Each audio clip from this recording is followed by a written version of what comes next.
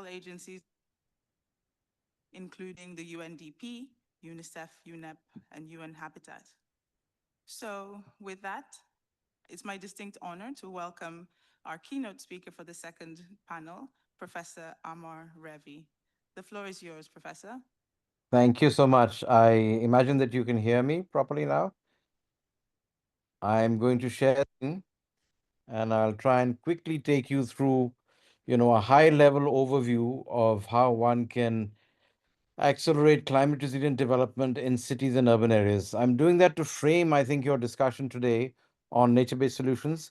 This comes from, let's say, maybe almost 2 decades of work from the IPCC. I'm going to draw upon that quite extensively, both as a coordinating lead author of the 1.5 report, but also one of the people who co-led the process of looking at climate resilient development. And the question of nature-based solutions sits within this larger frame, which might be interesting for you to kind of run over. So this is where I'm going to be speaking from. 3 volumes that came out in 2022-23 that essentially brought together all the climate science that we had from working groups 1, 2, and 3 of the IPCC, looking at the physical science, looking at impacts, adaptation, and of course, looking at climate mitigation, etc. This was launched at COP27, but it's still very relevant. That's the entire sort of leading leaders of the IPCC launching this event here. So just as a context, this is an idea which has been negotiated and sort of come together in some ways as the organizing principle of where the climate science is coming from. And we hope increasingly where the negotiations in the COPs, which have been a little up and down over the last few years, are going to. The idea is very simple. It's called climate resilient development, which brings together 4 basic ideas. The first one, of course, is sustainable development, which is quite critical because without that, in some senses, neither the world nor cities are going to make progress. But also bringing into that what we call climate action, both mitigation, adaptation, and since we have Kunming, Montreal now, the question and the connection with biodiversity conservation. Of course, the core thing in many ways is the convergence between climate adaptation and biodiversity conservation in the context, of course, of mitigation. So that's the core idea in some senses. Where does that come from? It comes from fairly well-established evidence just now over the last 15 or 20 years. I led the chapter that did this in the IPCC in AR5. So we produced this in 2014. So it's almost, 12 years ago. So the core idea is that every system and place are connected in an urban world. And, when we look at social media, we look at what you see in the newspapers and news channels across the world, you can literally see that because every week or sometimes every day, there is some crisis or the other that might be climate induced. So we have a urban world with about 4 billion plus people inside it.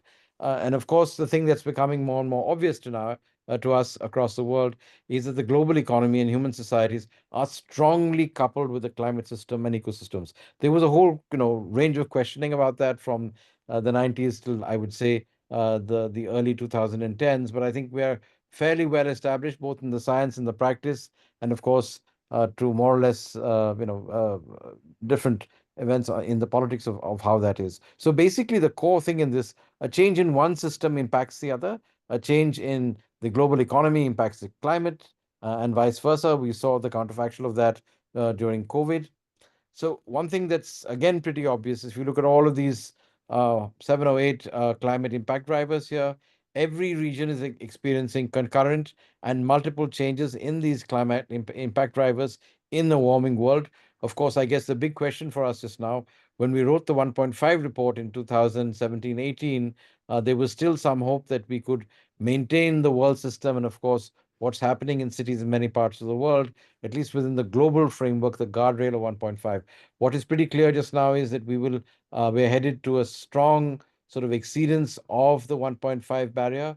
And if negotiations proceed the way they are in the international arena at the moment, in spite of what's trying to happen in Brazil, we might be seeing an exceedance in the next 15 years or so of the two-degree barrier. So basically, in most parts of the world, we're now not only seeing climate impacts, but we're also seeing compounding and cascading events in many, many contexts. This is the one of the core schemas that I'm going to run over for you. The slide here. This is something that comes from the synthesis report of the IPCC, and of course from the report on adaptation. What you can see here is a relationship between human systems on the left, ecosystems on the right, and on the top, the climate systems. Obviously, considerable feedbacks back and forth between our emissions, the climate system. Of course, there's both positive and negative feedback between the climate system and ecosystems.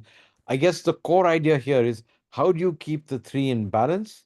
And climate resilient development is about both human well-being, which is, I think, pretty important in the current context, but simultaneously being able to maintain ecosystem health, which, of course, as you understand, is in serious challenge as we are kind of breaching one after the other the sort of multiple planetary boundaries, including the climate boundary in some senses. So, like I said earlier, the climate system, ecosystem, and human systems are tightly coupled. Climate resilient development can assist to strengthen the negative feedbacks, limited positive feedbacks within thresholds. And I think the core thing is thresholds because literally every zero point 0.1 degree makes a difference in terms of warming, and we can see significant impacts in multiple systems across the world as we're actually moving forward. So the question then is, we know what the problem is. This is a deep systemic problem, but of course, to deal with a deep systemic problem, you actually need to respond systemically. So what we brought across in the IPCC, and I guess fairly widely understood just now, is to address the question of the deep systemic challenges that climate brings to us. We need to be able to effect 5 system transitions. I'll take you through them quite quickly. The energy one is quite obvious. We have to transition into a renewables-based energy system and renewables-based economy, which is a very challenging task given that fossil fuels make up maybe 10 to 15% of global economic output at the current point of time. Industrial systems, which of course are very tied to that, because even though energy systems are moving quite quickly, industrial systems are moving quite slowly. We see this a lot in cities because the built fabric with steel, glass, cement, high intensity materials, in a sense, are locked into a 20th century form of production, and there's a challenge there. Then, of course, what you're primarily concerned about in this panel, and that is what we call the land, coastal, ocean, and freshwater ecosystem transition, because without this, ecosystem services at serious risk.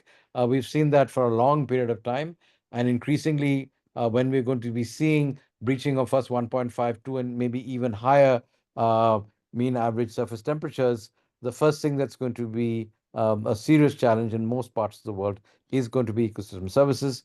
And then, of course, urban and infrastructure systems, which are quite important. Different kind of emphasis in various parts of the world. We know that 90% of incremental urbanization and additions to the built environment will be happening in Africa and Asia over the next 20 or 30 years. Much of it has happened in China more recently, but in other parts of the world, including in Europe, where you are in North America and parts of Latin America, the challenges given the current built fabric, given the ecosystem services, how do you bring them together and how do you retrofit them to try and make sure that they emit less and they are resilient to various other things. And then the core thing that we learned from COVID was that societal choices are very important. Anywhere between 30 and 50% of emissions can actually be impacted by the kind of choices we make of both lifestyles and of course human behavior around a whole range of questions that are there. So all of these things, like I said earlier, adaptation, mitigation, biodiversity, along with sustainable development, are kind of unbundled into these 5 transitions. I'll just take you through 2 or 3 of them to give you a flavor of where the conversation might go. The most important thing that I think we've known now for a while is that there are a whole range of options that exist to respond to the climate crisis. As far as adaptation is concerned, which I guess what you'll be most concerned about, there are for every sort of major key representative risks, whether it's risk to socio-ecological systems or terrestrial and or ocean systems, we know that there are a whole range of transitions and, of course, a wide range of adaptation options which have been sort of tested and are in progress in many parts of the world, of course, not at scale. So we've actually have good scientific evidence on what is feasible and what is not. Obviously, like I was saying earlier, energy systems are doing much better than others because of price advantages in the transition to photovoltaics. Other things are more complex, but we also know what the synergies and trade-offs are between both adaptation and mitigation. So the core thing is we have solutions. Solutions are well known in many parts of the world. The challenge for us is to bring them together and integrate them into the implementation of how urban processes and urban sustainability is kind of dealt with. Similarly, on the mitigation side, this may not be of very much interest to you, but it, in some senses, is quite important. So this looks at a whole range of mitigation options: energy, urban, buildings, transport, etc. The thing is, for those of us who work on adaptation and those of us who work on nature-based solutions, the core thing is mitigation is probably the most effective means of adaptation. The less we put out, the more carbon we're able to capture, even though we know it's quite complex to make that happen, is quite, the better it is in terms of actually of impact and adaptation potential as far as that's concerned. So there's a very clear mapping between the mitigation options, and similarly, I haven't shown it to you just now, the adaptation options and the sustainable development goals. These are goals 1 to 15, including, goal 13 is not here because it's a climate goal in some senses. We have an idea of what works and what doesn't work. The key thing is to be able to unbundle and kind of develop both development, adaptation, and mitigation pathways to make that work. So, like I said earlier, the energy system transitions are moving. There are a whole range of things that obviously are critically dependent on cities. We're actually in the middle of producing the special report on cities and climate change. In fact, yesterday we had a very deep discussion about how urban form and climate action actually come together. But this is the transition that I think you're most concerned about, and that is the land, water, and ecosystem transitions, especially by expanding local urban blue, green, and in some senses, I would say without grey infrastructure, it might be quite complicated, having done a lot of work in that space for a long period of time. So basically bringing together local urban blue, green, and blue infrastructure and promoting urban agriculture and urban farming that limits transport and waste. There are a whole range of processes that are there, which include bringing together things into a much more circular economy, reducing waste, and making choices that, in some senses, would enable us not only to do nature-based solutions, but to use cities as places where carbon sinks can actually be established in the soils, in the buildings, and of course, in the biomass that we see. The critical transition, I think, the world is going to be sort of dealing with over the next 20 or 30 years is the urban and infrastructure transition, because in some senses, as the world urbanizes, this is the opportunity we have to actually make a big difference through planning, through upgrading informal settlements. Again, many of you may not come from places where informal settlements are important, but there are 1.5 billion people who live in them. And if you're not able to raise the floor in terms of services, in terms of reducing vulnerability, I think questions of adaptation are going to become very challenged. And then, of course, locally relevant, ecosystem-based adaptation, nature-based solutions that come together, and then not sort of forgetting the fact that we really need, because people are at the center of this process, to look at social and infrastructure services, especially health, education, social safety nets, and disaster management, which is increasingly being tied. About, I would say, two-thirds of risk at the moment comes from the climatic space. And like I said earlier, a demand side strategy is to try and deal with what's happening on the demand side, and of course, behavior change that will enable greater resilience of communities and processes. So basically, the core, the evidence is pretty clear that implementing climate resilient development is imperative in the coming years, and cities and regions, because cities themselves can do some things but not everything, especially when we're dealing with ecosystem services, whether it's water or air quality or even questions of biomass and food. Regional processes are going to be pretty important. So we really need to try and see how, both sequentially and in parallel, we can implement adaptation, mitigation, sustainable development, and biodiversity conservation together. So finally, I'll close here saying that cities and urban areas have a central role to play in these system transitions, including a critical one around ecosystem services, because we've known for at least, I would say, 15, maybe 20 years, that once temperature elevations and of course changes in precipitation, which is very important, I guess, for the Mediterranean as it is for India, once these processes come into play, it'll almost be impossible to we'll be able to maintain stable services for cities. And in many ways, the breakdown of ecosystem services and food are, irrespective of whether you're a rich or a poor city, that's what's going to become the distinguishing factor, I would say, of the 2060s or 2070s, if we're not able to make a much more dramatic transition to net zero well before 2050, that unfortunately the negotiations are not taking us quickly towards at the moment. So I'll stop there, and thank you for your attention.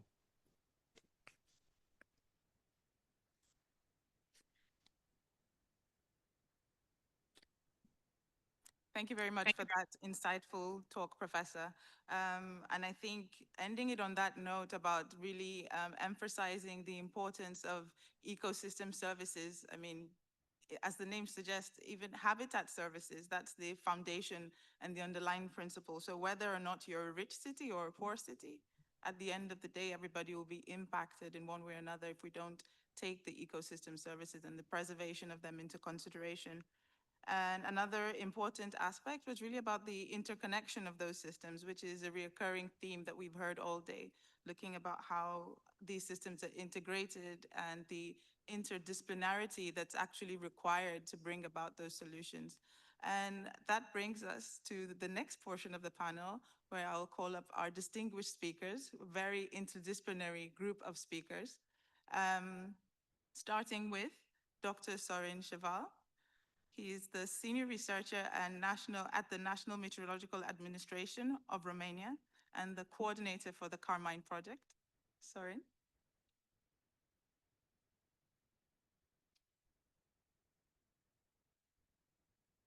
Our next speaker online, who is online, is Professor Baris Sailogu, and he's the director of the Institute of Marine Sciences in the Middle East Technical University, METU, and he's also the coordinator of the Bridge EU project. Professor Ioannidis. He's a professor of informatics and telecommunications at the National and Kapodistrian University of Athens and the president of the Association for Computing Machinery. Dr. Konrad Landis, who is a senior researcher at the Athens University of Economics and Business, also the Athena Research and Innovation Center and the IFREA network. And our last two speakers are joining us online. So first we have Ms. Maria Nakova. She's the head of the European Digital Innovation Hub and the Strategic Development Manager for Cleantech Bulgaria. And she's also the project leader for Build Skills Academy, which is one of the key projects that is hosting the event today.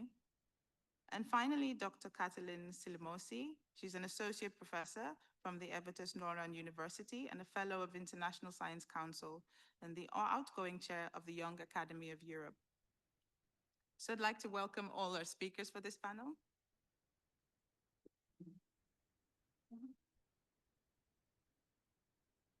And so to kick us off, Dr. Sorin Cheval will be speaking to us about climate change challenges in metropolitan regions and some lessons from the Carmine project.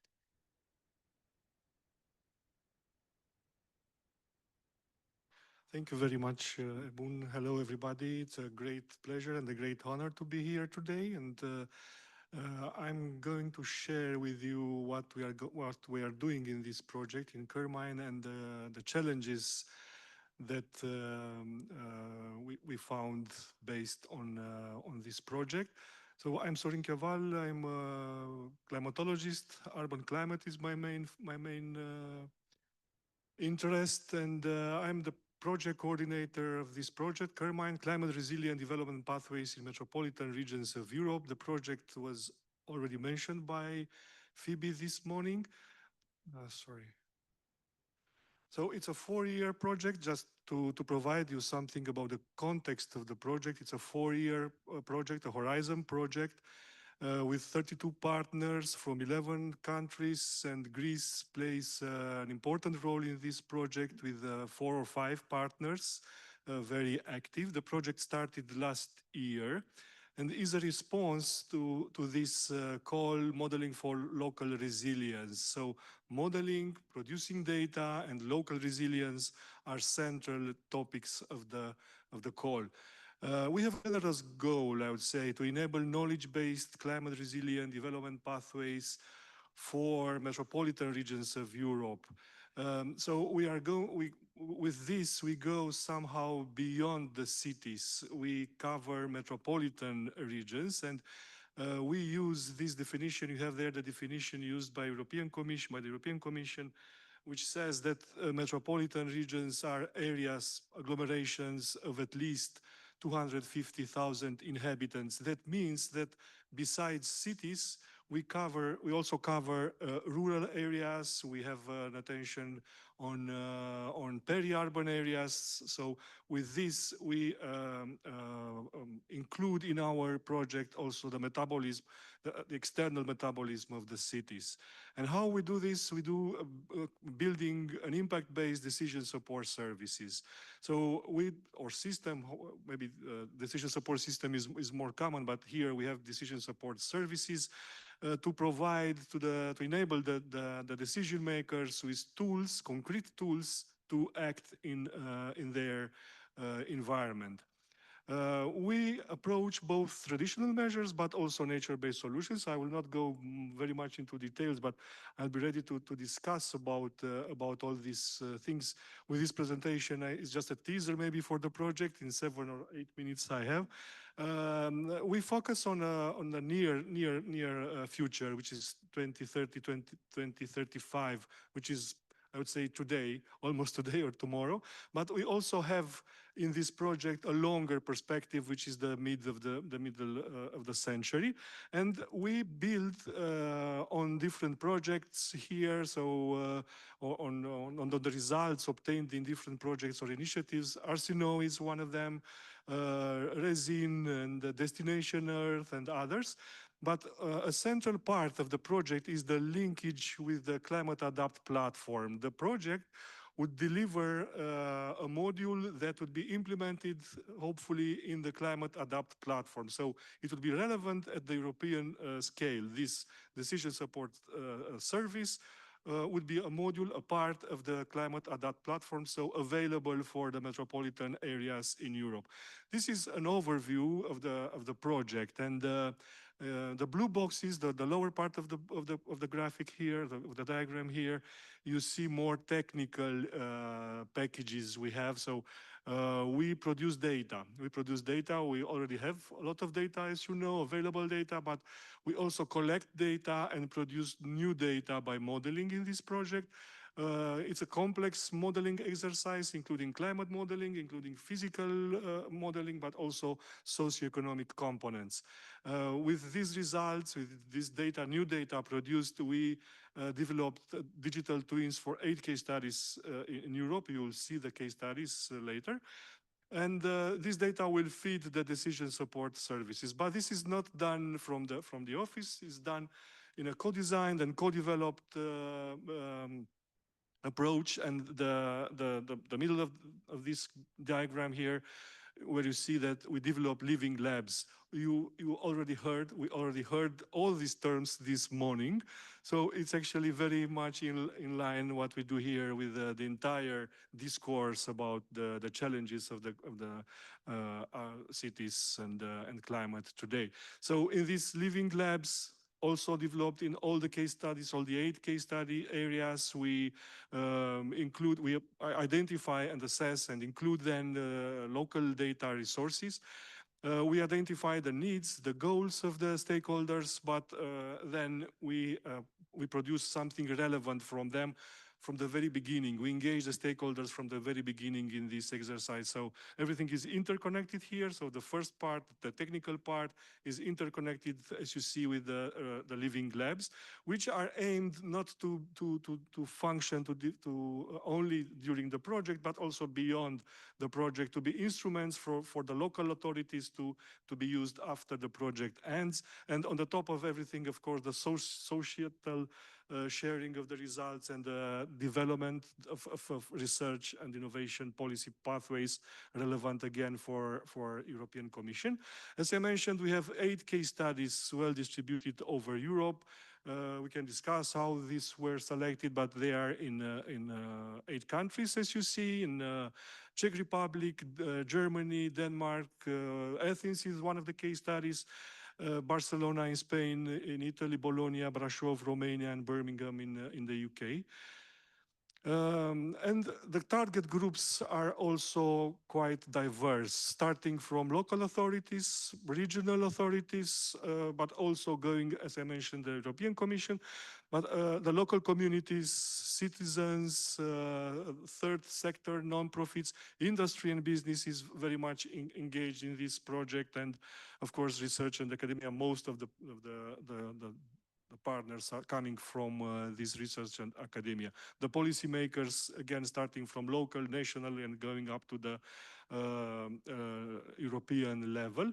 We use a bunch of engagement tools like Living Labs. As I mentioned, we have this stakeholder community hub already in place, and you will have the chance to place a bit with what we already have there.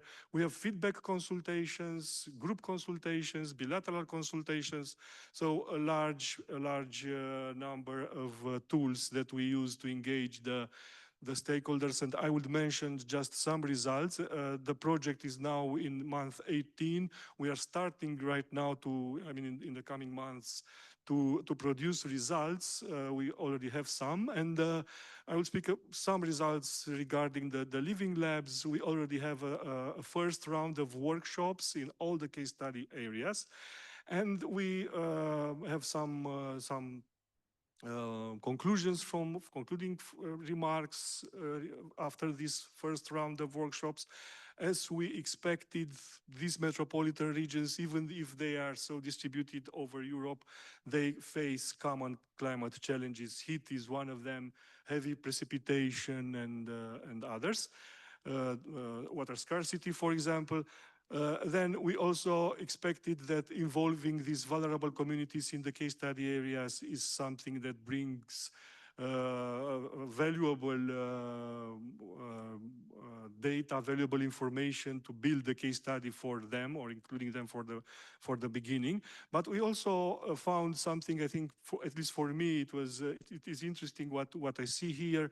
The multi-stakeholder workshop, when we gather all the stakeholders in the area, all the target groups, sometimes may exclude the marginalized voice, because sometimes people are shy, they don't speak about their problem in large environments. So sometimes targeted engagement strategies are more valuable, and probably what we found that we should tackle both. So including multi-stakeholder workshops, but very dedicated workshops for vulnerable communities, for example. Then I mentioned this stakeholder community hub. You have here the QR, and you can play a bit. This is actually a web-based application that allows the interactive communication, the interactive participation, the active participation of the stakeholders, and disseminates the outcomes and results not only among the members of the consortium, but also beyond the consortium. And you have here, you can play with this. Then we have some modeling exercises here, very specific for the case study areas. Just some examples: heat wave over Athens in 2021, for example, or the diurnal, the daily cycle in Bologna. So quite specific. I will not go much into detail, but what is important here that the modeling actually tackles the specific problems of the cities, right? So it's not an overall exercise, just urban modeling, but the main focus is on problems already identified in each city, which are sometimes common, sometimes very specific. We developed digital twins, climate replicas for all of the case studies, for all the 8 case studies. And again, this is specific for each city. Tree cover, for example, Birmingham, or water scarcity in Brasov, or heat risk in Athens. I present just a couple of 1 minute. One of the most advanced digital twin is the one in Athens, focusing on heat risk, and it has 2 aims actually: a short-term mortality estimator based on the information we have today about the weather forecast in the coming days. We have this mortality estimator for Athens, but not only for Athens, it's for Prague too, but also long-term. We have a what-if approach. What if such heat waves occur with a higher frequency in the future? What happens? Which will be the scenarios, and which nature-based solutions could improve the situation? And I'm proud to say that this case study was awarded with a prize last year. It was the most promising proposal, a Destination Earth contest that awarded this prize to our DT. The takeaway message is clear. I think Carmine is both a technical and a policy enabler, focusing short term and long term. Empowering climate resilient development in metropolitan regions, this is quite generous, quite large, but we have innovative methodologies integrating living labs, digital technologies, and AI for upscaling. I expect questions about upscaling. We also have tailored climate solutions for each of the case studies and for each problem, and we have concrete tools and impacts for both for local policy but relevant at European level. Thank you for your attention, and I will be glad to answer your questions.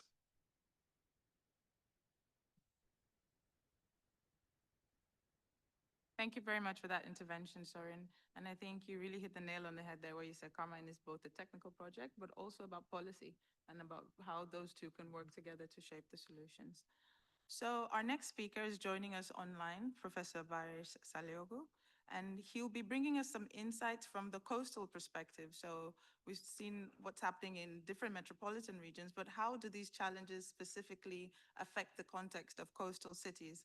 So his presentation, Insights and Challenges of Coastal Cities and the Solutions, Lessons from the Bridge and Black Sea Demonstrator. Varis, the floor is yours. Thanks a lot, Ebun, for the introduction, and I would like to thank Professor Phoebe Kunduri for the invitation. It's really a very exciting meeting, and I'm learning a lot.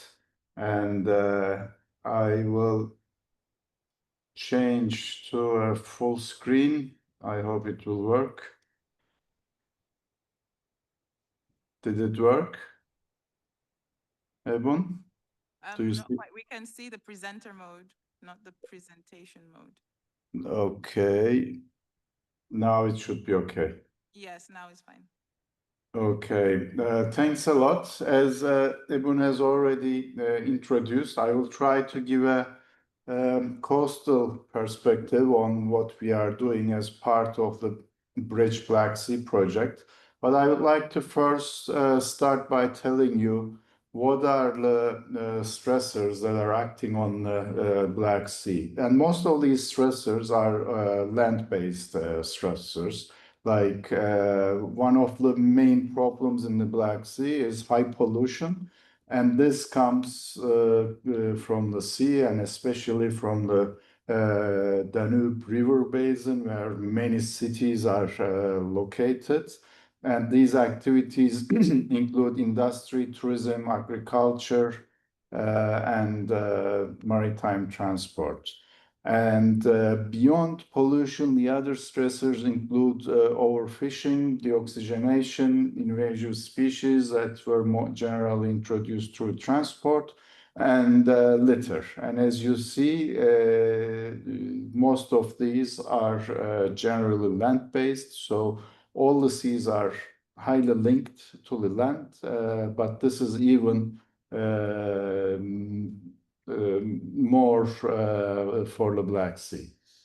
And to address these challenges in the Black Sea, we are carrying out the Bridge Black Sea project. Actually, this is coming to an end. This is our last few months.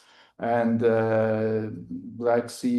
Bridge Black Sea project was a Horizon project with many partners from the Black Sea area, but also from the European Union countries, including Phoebe's team is part of this project. The main objectives is to understand the main challenges in the Black Sea, the different stressors, and how these are affecting the ecosystem services in the Black Sea. And here, what we did is that we developed a tool to understand the safe operating space in the Black Sea. And beyond that, we have the Blue Growth incubators where we were carrying out different activities, including the Black Sea Accelerator, and of course, empowering citizens was part of this project. So what we did, the main outcome of the Bridge Black Sea can be collected under the Black Sea Digital Twin Ocean demonstrator. So what we have here is that we have the data pool and we have models that are carrying out different scenarios, including climate and different stressors. And we have enhanced these models with machine learning, and we have developed some lightweight tools. And also, we have collected sectoral and stakeholder inputs through Living Labs, and all these will be visualized on a portal now. And these together, they formed the decision support tools for the Black Sea Basin. And we are carrying out risk-based cumulative effect analysis and ecosystem resilience assessments first time for the Black Sea. In terms of local stakeholder engagement in the Black Sea, we had 3 rounds of workshops at 6 pilot sites around the Black Sea. These were carried out by Alice Gitar from Athens University of Economics and Business. She is part of Phoebe's team. And these 3 workshops started from identifying the problems, and then they delivered a vision towards a sustainable future. And then we have also developed the transformative pathways here. And I would like to show you some results of these efforts. So as I have told you, we have some different pilot sites in the Black Sea Basin, and also we have the basin-wide efforts going on. So we have identified the key ecosystem services, for example, at the basin scale. This is fisheries, maritime, and tourism, and key multiple stressors that are acting on these. For example, again, at the basin scale, as you can see, this is pollution, climate, and fisheries. And based on these analyses, we have developed some desired scenarios at the pilot scale and at the basin scale. And we have looked at the effect of these desired scenarios, how they are going to affect both the ecosystem, but also different sectors and services in the future. The results are quite interesting. And how did we form these scenarios? Future visions at different pilot sites, they were dependent on the Living Labs. They emerged from the Living Labs, 3 rounds of Living Labs, but we have also utilized the imaginaries for the Black Sea, mainly more nature-based imaginary ecotopia and more market-based imaginary unity in adversity, in a way to contracting scenarios. And based on this different scenarios, of course, we needed to understand how climate and different stressors will change. And these came from models. The climate scenarios came from models, but also fish pollution and plastic pollution scenarios were from Bridge Black Sea models. And at the end, we have tested how contribution of human users will affect the ecosystems under changing scenarios in 2050. So what we have seen is that the green shipping, when we switch to green shipping, this decreases the impacts caused by maritime transition.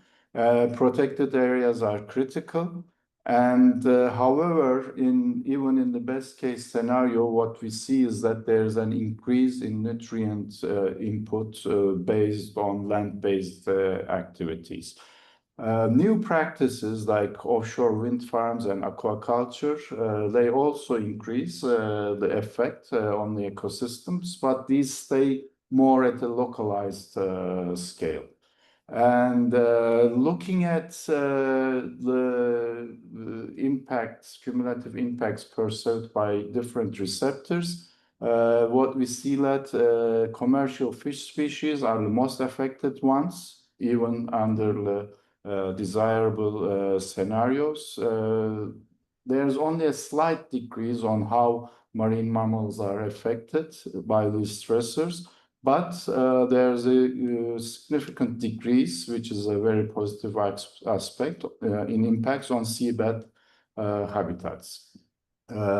And also, when we look at the difference between today and 2050 in terms of the impact of different stressors, we see that generally this impact was reduced. Only in certain areas where new activities like offshore wind farms and aquaculture are introduced, we see that these impacts are increased. So if we compare two different imaginaries, Ecotopia and Unity in Adversity, of course, we see that Ecotopia was more beneficial for the ecosystem, especially with this scenario, we have more approach towards the good environmental status, around 10% decrease in effect on the ecosystems, whereas in Unity in Adversity, which is a more market-oriented scenario, there was around 7-8% increase in the stressors on the ecosystem. To summarize, the main key findings and our suggestions towards management show that green shipping should be a priority, which largely decreases cumulative effect assessment. Trawling bans are critical because these really decrease the impact on ecosystems, and it even benefits the economies. New protected areas, coastal protected areas are critical. Offshore wind farms and new aquaculture practices, although they will increase the impact on the ecosystems, these will stay at a localized level. So with this, I would like to end my talk. And if you can please go to the Bridge Black Sea webpage, you will see what we are doing at different pilot sites, but also towards the end of our project, we are carrying out webinars. Please sign up and join our webinars. And thank you.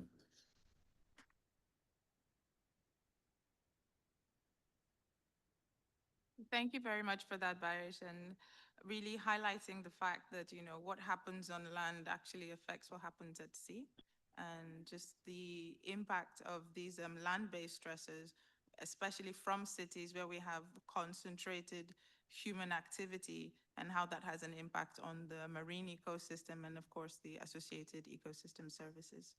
So there's been a lot of talk about the solutions, and we can see that there's a thread around data and digital twins and looking at digital technologies. So our next speaker, Professor Yannis Ioannidis, will speak to us a little bit about the role of data and the digital technologies in this context. Thank you very much, Ibn. It's great to be here and tell you a little bit about my side of the woods. Slides will appear at some point.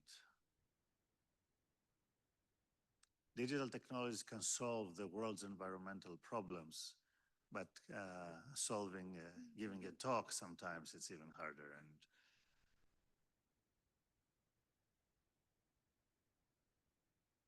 do we have Professor Ioannidis' slides?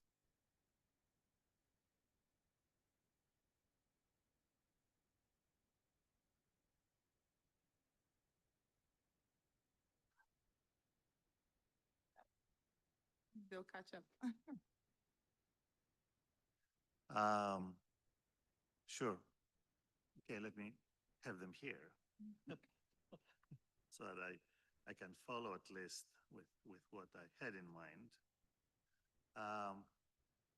If you look at city life generates a lot of data, and it generates it on purpose by authorities, but also it generates it by us living in the cities.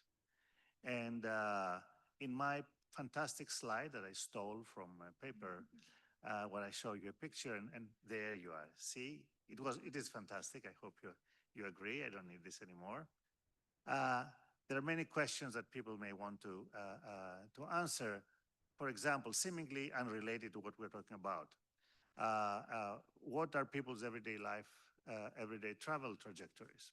Or how do people perceive spatial segregation? Or how can we predict poverty based on types of neighborhood retail?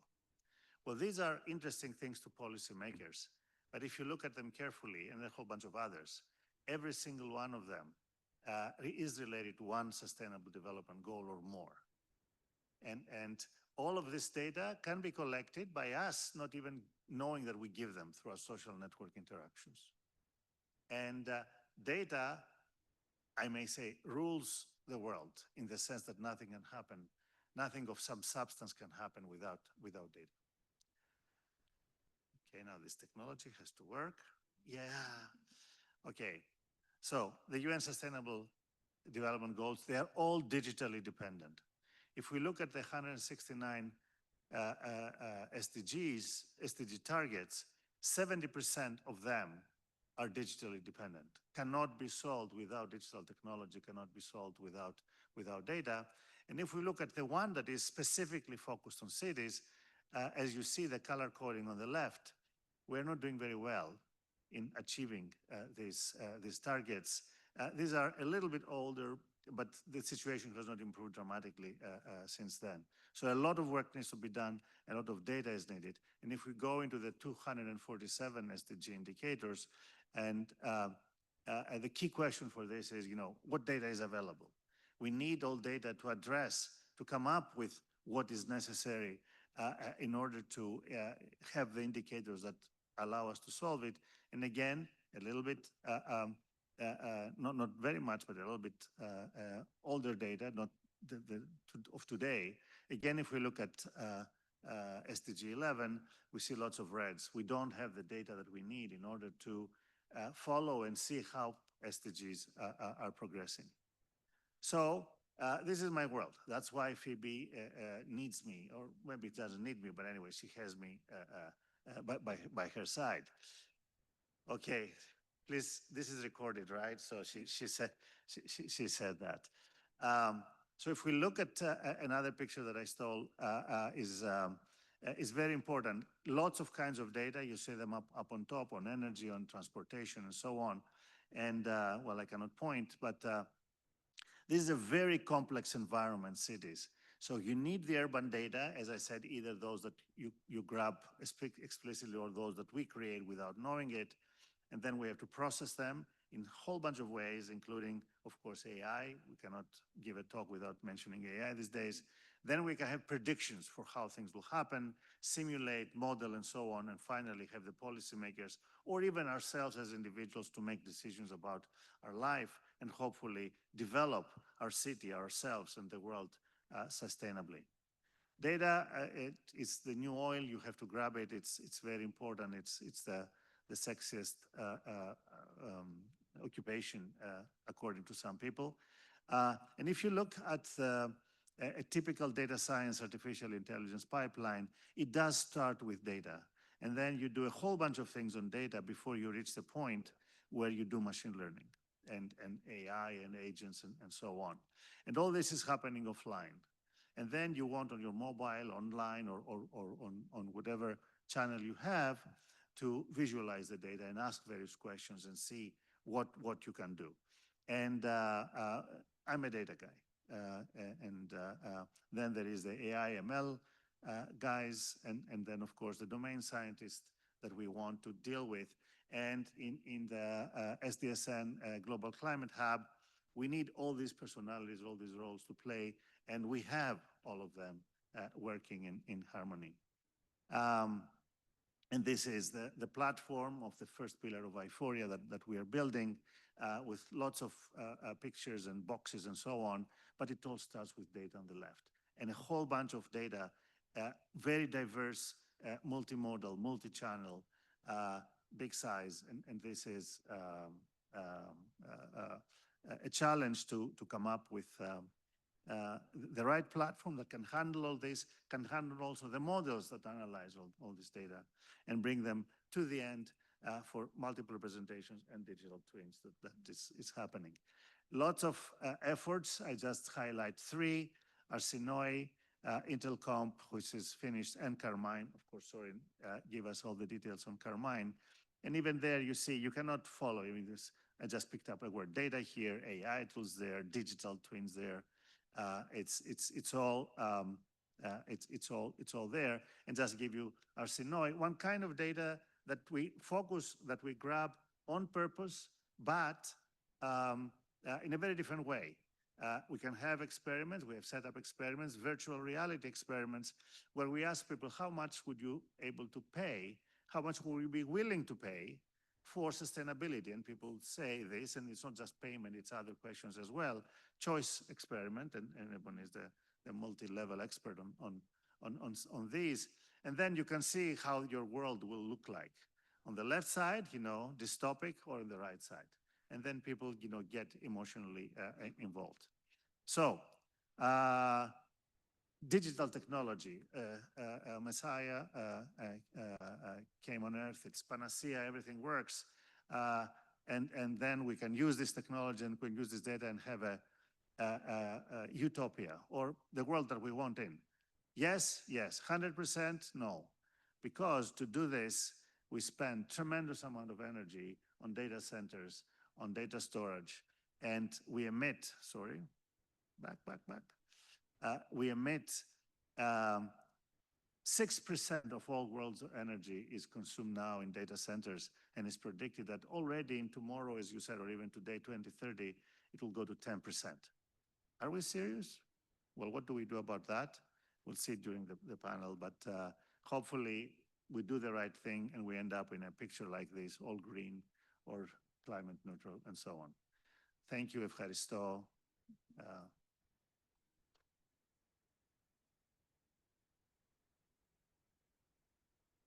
Thank you very much for that intervention, Yanis, and thank you for sticking very closely to time as well. So our next speaker, Dr. Konrad Landis, will also talk to us now a little bit more about how we can support the financing of these solutions, how we develop pathways. So Konrad, over to you. Thank you. Can we put on my slides, please? Thank you. So, really nice to be here. And I will also focus, many of the previous speakers underlying the need to finance the transition. So I will speak about the tools we created in Research Laboratory, in Arsenoi and Impetus projects to actually assess regions and cities in developing their financing pathways. So portfolios of solutions to finance their adaptation plans.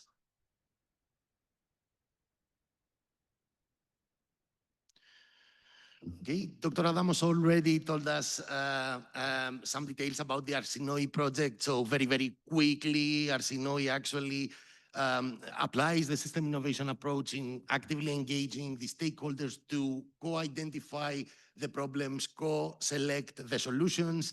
And one innovative aspect of this project is also that tries to bring together the problem owners, that is the cities and regions, together with the solution providers, that is the innovators that offer specific innovations. That's the project also invested on these innovations and has issued calls to for those. So from our side, we built the tools that help the cities and regions to, as I said, develop their portfolios of financing solutions to support their vision and their action plan. So actually the collection of tools that we built, a manual for sustainable finance, and it actually contains the frameworks to identify, to classify sources of finance and financial instruments. We also provide assessment templates and tools that help the cities assess their state of play, their capacity to adaptation finance, which are the barriers that they face in assessing or leveraging finance from public or private sector, and also the tools that they can use in order to actively build the financial plan to support its action plan. So a tool that helps them actually choose the right actions to overcome the barriers and the right sources and the right instruments to finance their plans. on, of course, solutions on different points in time, which makes there actually what we call financing pathways for the implementation of the vision. Now, of course, a lot of the previous speakers also underline the need that low-cost finance is needed for the transition. So we also built here a hybrid financial reporting model. So in order to be able to connect the cost of finance in private and public companies with their sustainability performance, the first thing that we need to have is frameworks, accounting standards, and also models to accurately measure the performance of the company. So we kind of built such hybrid financial reporting model that expands the identification of risk and opportunities to all externalities related to environment, society, and governmental aspects, which companies can use to actively manage those risks, to evaluate their performance, and to test interventions. Now, moving to Impetus project, together with our partners, National Technical University and the Mediterranean Agronomic Institute of Chania, we had actually worked all together in building a series of tools, different criteria that can be used to assess first the resilience of EU regions, but also to optimize the adaptation pathways. So to optimize the process of selecting different solutions, and all the teams had worked on different criteria, which overall includes effectiveness, cost, feasibility, timing, co-benefits and intangible benefits, and others. So the Research Laboratory and the Athens University of Economics and Business, we mainly worked here in assessing, in providing a social cost benefit analysis tool. So this tool helps actually the cities and the regions to apply social cost benefit analysis for 50 types of interventions against 10 different hazards. And actually the cost-benefit analysis that we include, it quantifies both tangible and intangible benefits and costs in relation to specific interventions, where we also, our methodologies also include also use time decline, define and use time decline discounting rate, which is more suitable when we analyze the long-term investments which are needed for climate change adaptation. The framework we use is a collection of benefit value transfer econometric models that actually use more than 5,000 primary valuation studies from different sources. And actually, we closely follow, in terms of parameterization, the Millennium Ecosystem Assessment for the categorization and the classification of the ecosystem services and the other externalities. So our models, which are included in the tools, are actually account for a very extent set of heterogeneities, including EU by geographical regions as they defined by the European Environmental Agency. Now, the tools are very easy to use because this is what the regions and the cities actually use, easy to use tools that they can help, they can use in prioritizing between different interventions.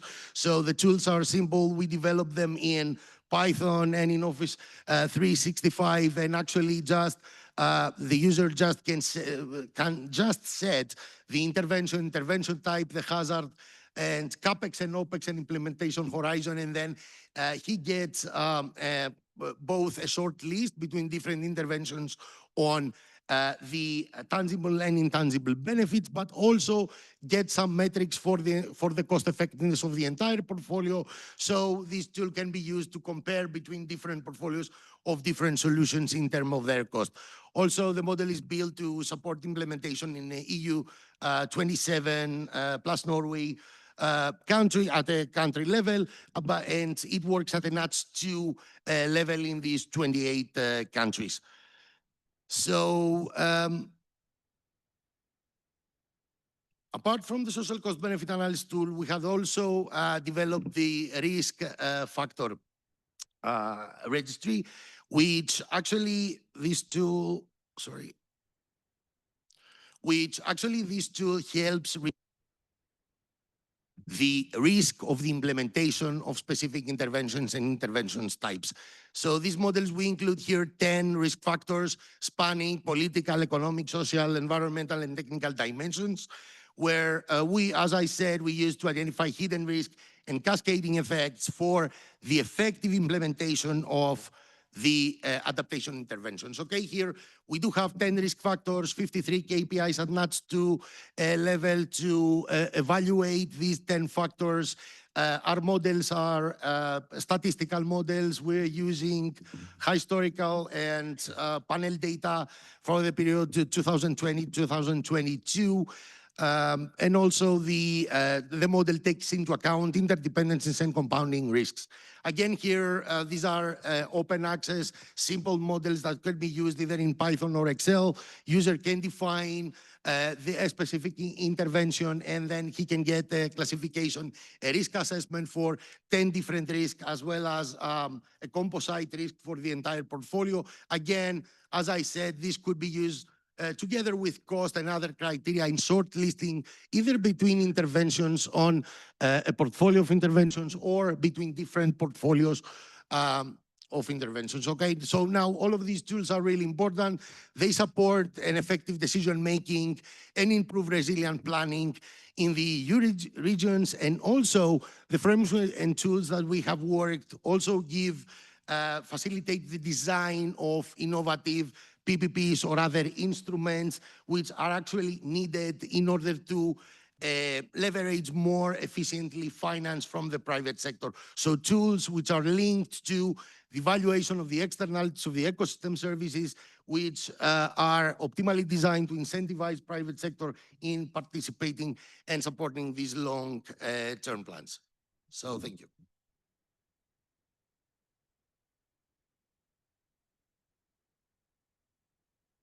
Thank you very much, Conrad, for that detailed insight into how we can support different types of interventions and different types of solutions. Another key aspect in terms of then implementing these solutions is about skills and education. So our next speaker, Maria Nakova, will talk a little bit about skills for sustainable construction, which is very necessary when we're talking about sustainable cities. Maria? From my side, it's a real pleasure to be here with you. And indeed, I'm really grateful for the invitation to make some insights on what we need to do in terms to ensure all this innovation to happen. We need to have a very skilled, indeed skilled and prepared ecosystem and workers. So I will slightly move to this important part with the topics. Can you see my screen? Because I have some problems. No, not yet. You're not yet sharing. Right now? Something is happening. Okay, now. Okay, this is a good sign, at least. Okay. Can you see it? Yes, we can. Perfect. Perfect. So I will dive you deeper in the most important part of how we can achieve all the innovations that all the speakers on the panels were mentioning, starting for sustainability, circularity, and the most important part of how to ensure real digitalization and smart cities. So, as I'm a manager strategic development in Clean Tech Bulgaria, I will very briefly present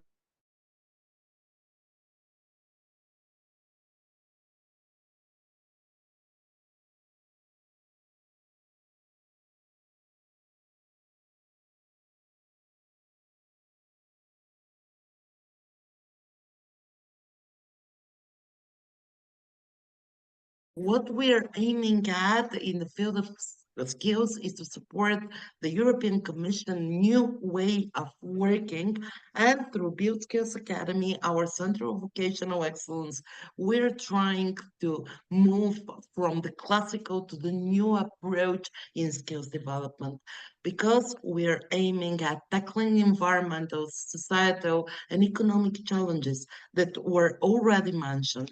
finding a holistic vision on how to develop cities and also how to make a more sustainable construction sector.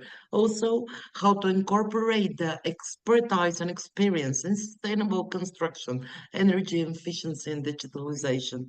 Also, to ensure transformation of the urban landscapes into resilient and sustainable one, by also having a secure well-being of the citizens. With the new European Commission and the current initial draft of Framework Program 10, it is clearly saying that the skills will be a very key and very strategic moment in the development of the policies. Of course, we have the European Skills Agenda and also the new Union of Skills that is currently under created. So the role of the development of industry-led knowledge is very important. Stepping on this, we're trying to support one of the most impactful and important sectors that is also the key for having sustainable cities, which is the construction sector. Following all this, we have united a very, very important knowledge and skills, and we create the Build Skills Academy project, which is an academy for transitional skills that is working in support of the sectors. Here in the map, you can see the coverage of the countries where we are working, and thus ensuring unlocking the potential of construction sector to transform cities. We believe that with the deployment of new technology, it is an extremely important moment to change the educational system, making it more resilient, or green and digital.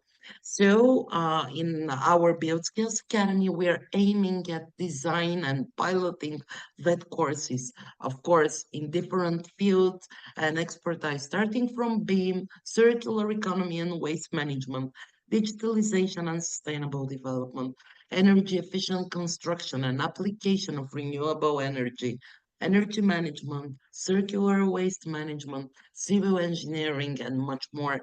Because the construction sector is one of the key pillars in order to ensure sustainability in all terms. The sector generates more than 40% of the total waste in Europe. Also, it is important because it generates more than 10% of the total GDP of the countries, giving job to more than 10 million people throughout Europe. So with this super influential and impactful sector, we're trying to really promote the sustainability and the transition skills.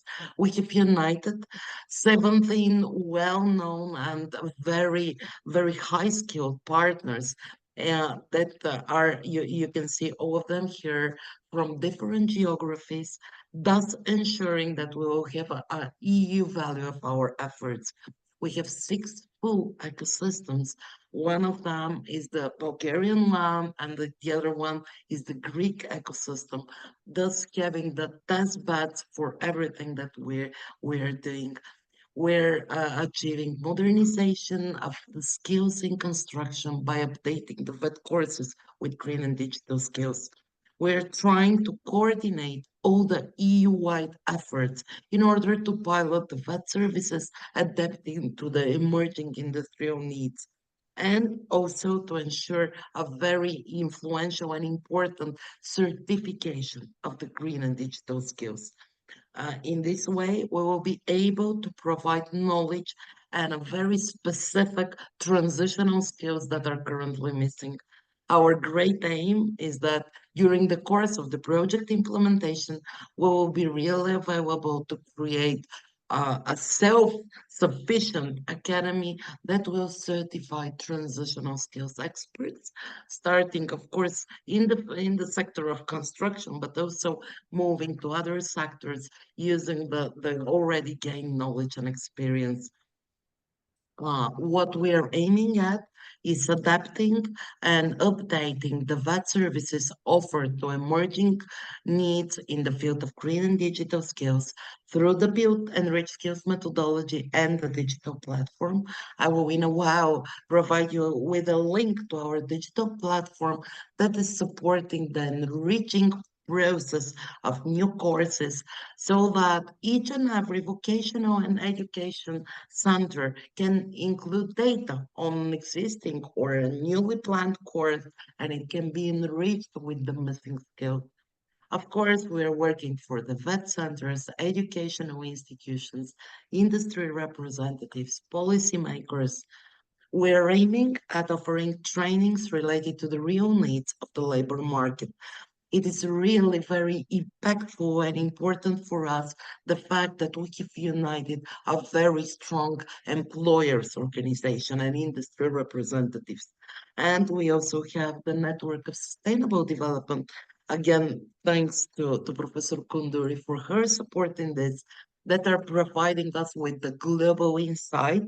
And we believe that the results will be further explored beyond the project implementation and beyond of the countries that we have initially started, as we were identifying the opportunities to support Africa's skills and the development of innovation and knowledge in the different countries.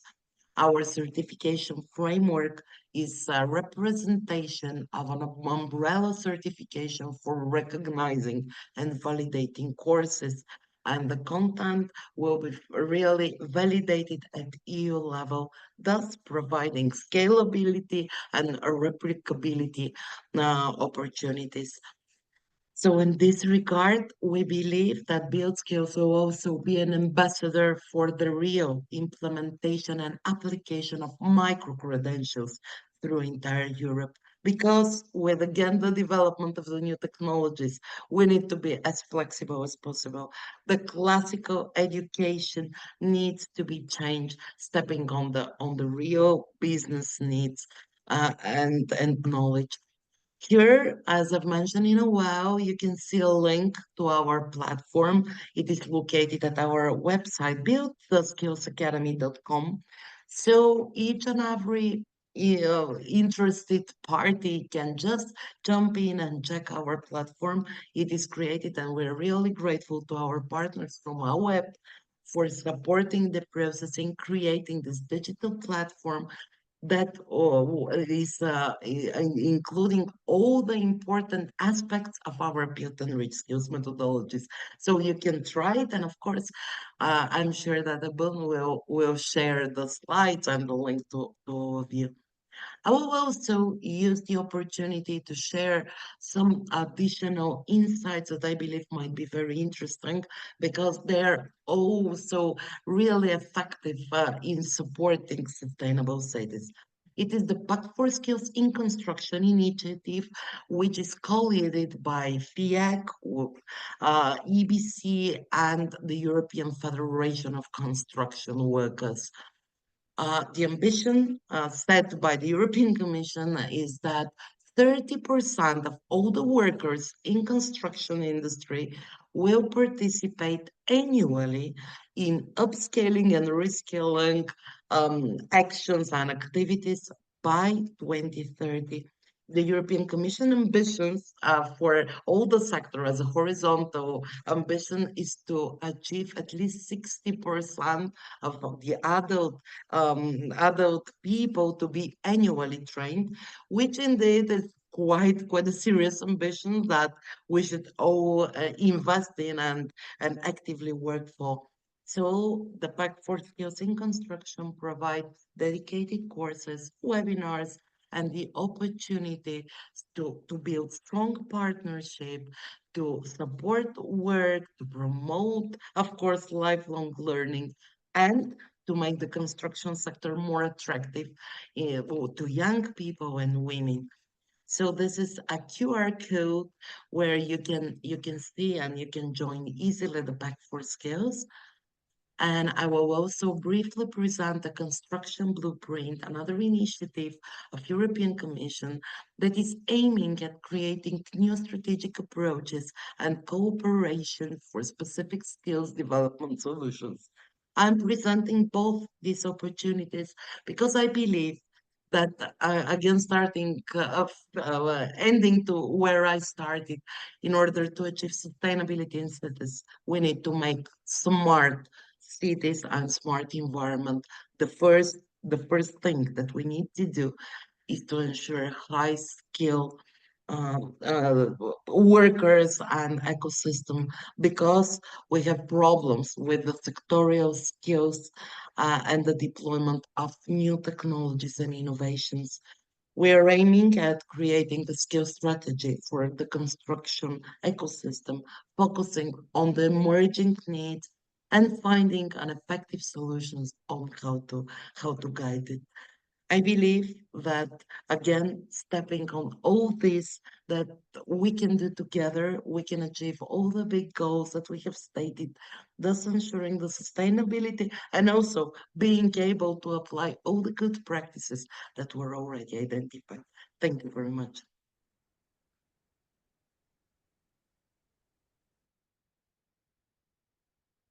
Thank you very much for that, Maria. And also thank you for highlighting the importance of relating all of these skills to young people, which brings us to our next speaker, who will be talking about the next gen sustainability, unlocking urban change through interdisciplinary education. So Dr. Caitlin Salimosi. Thank you very much. I would like to welcome everyone and thank the organizers for inviting me to this panel, especially Phoebe.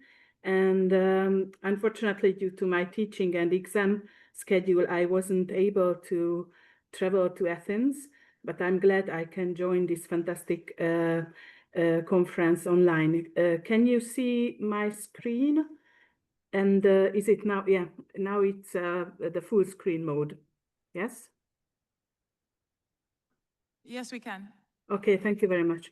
So as Eben introduced me, I am a plant biologist working at the Eötvös Loránd University in Budapest, Hungary. And basically my research topic is related to understanding how plants and their plastids are reacting to environmental changes, especially in the frame of environmental pollution, sustainable agriculture, and also the threats of climate change.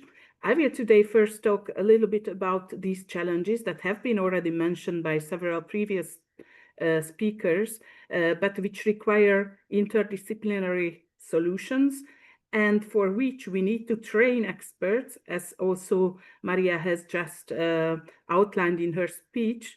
We need experts who have the knowledge, the required interdisciplinary knowledge to solve those complex issues.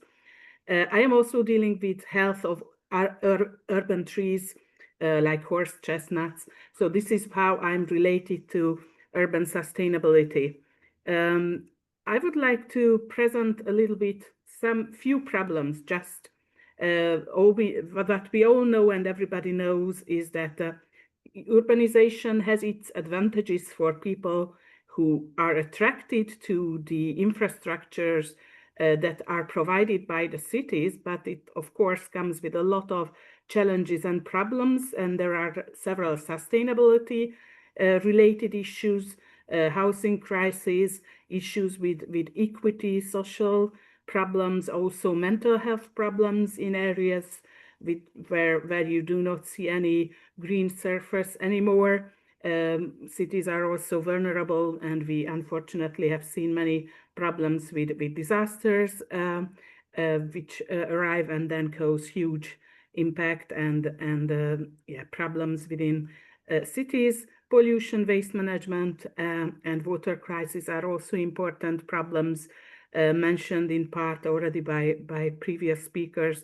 What I will first outline just a little bit is urban transportation, which is another big challenge where smart solutions are especially welcomed, and especially smart and sustainable solutions are needed.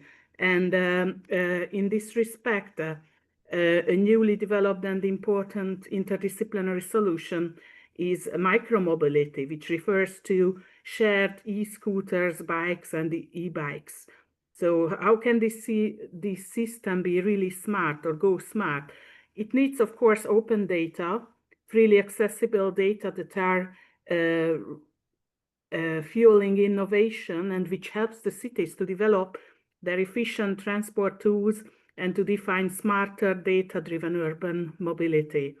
These open data enable real-time traffic updates, route optimization, all this with taking into account weather conditions, city structure and infrastructure and environment, enabling services tailored to the individual citizen's need.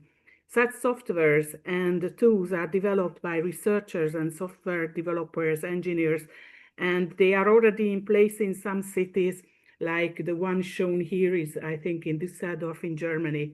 This is just some easily understandable example of how interdisciplinary teams have to develop solutions for issues like the problems with traffic jams and urban transportation, and especially having less polluting transport means. One topic more close to my heart is green cities that have been also mentioned by previous speakers. In this respect, the photo shows a fantastic and very nice example from Singapore, where green walls, green cities have been developed, and green rooftops are available in several countries. This also requires interdisciplinary efforts and teams to find and choose plant species which are able to thrive and grow either on a green wall setting or in areas like this. Also, landscape architectures and engineers who have to design buildings and to make calculations together about the amount of soil needed, about the resistant materials that will withstand the root growth, and also the problems with watering or any other issues. But the result is fantastic, and as I already mentioned, also for human mental health, it's extremely important to have more green cities, because going into areas with trees and seeing green plants has been shown to have a very positive effect on stress reduction and any other mental health problems that many people in the urban environment are also facing. And the last small example is urban gardening and community gardening, which is also something that helps not only community building and social or leisure time and social life of certain districts or areas, but it can also provide nice food in some cases. But for example, this is something that requires, again, experts to determine which plants can be grown in which areas and whether they can be consumed, or if they are in the polluted areas, then which plant to choose or which plant part can be used, and how we can make our urban gardens sustainable. So all these interdisciplinary solutions the challenges and their solutions require teams that work together, and we need also experts who are able to answer these challenges and solve these problems. And what I would like to present here is a good example of my university. Well, not only my university, but I will talk about the European University Alliance, called Challenge-Driven, Accessible, Research-Based and Mobile European University. CHARM EU is the abbreviation, which is containing several European universities. You can see it here. So from Barcelona, the Trinity College Dublin, Utrecht University, our university, University of Montpellier in France, the University of Bergen in Norway. From Finland, we have the Abo University, University of Würzburg, and another German university are taking part in this alliance. What we are offering, we have a collaboration, a research collaboration among these partner universities of the CHARM EU, but one of the major goals is not only to have a collaboration at the research level, but also at the teaching level. And in this respect, we have already a common degree offering Master in Global Challenges for Sustainability. It is now the 5th edition of this training or this master program that has been or is launched or will be launched in September. And we hope that the experts or the experts we are training and and the future next generation of scientists we are training will be able to get different positions either in business innovation or entrepreneurship, also in science policy, politics, advocacy, sustainability related NGOs or government institutions are also areas where we hope that we can provide them training to get positions later on. And yeah, they have all kind of academic, of course, they can also choose academic career path and any other potential future positions. But the most important thing that we would like to train our students is to have a kind of modern, challenge-driven and challenge-focused and solution-focused, flexible teaching with emphasis on teamwork, on solving problems together in interdisciplinary and international teams and contexts. So we have modern skill-centric educational program with high flexibility. The students can choose several subjects from all the universities involved. We have we have hybrid courses. There is also mobility included in the training, but online and hybrid courses are widely available across the entire network of these universities. So yeah, I will talk later on another solution, or recently or this year we are planning to launch a new master program. But yeah, this one is just briefly summarizing the different phases of the Global Challenges for Sustainability Master Program. So there is experimental phase, capstone phase. They have to develop and work on a project together in an interdisciplinary team. And it's highly inspiring. I'm involved in this CharmU project. I'm teaching, I'm giving courses to students who come from various backgrounds. And it's not, and we got very positive feedbacks from our students, but it's also extremely inspiring for me to work with students with such different backgrounds and so much curiosity into and devotion to find together solutions for these global challenges. And on my last slide, I would just like to introduce the newest innovative common joint master's degree that we want to launch, and it's about planetary health. So I know now we are rather talking about urban sustainability, but we know, and it's also affecting all of us who live in urban areas, that you cannot be healthy if your environment, plants, animals, and the soil and the entire earth isn't healthy. So these are really big global challenges. We want to try to train experts and the next generation of experts with methods that are challenge-driven and focusing on finding solutions yeah, together with different researchers and experts. So we hope, and I really hope that with all these trainings and the schools and the students that are finishing our different global and interdisciplinary master degrees will help to find solutions for problems also in the field of urban sustainability. Thank you.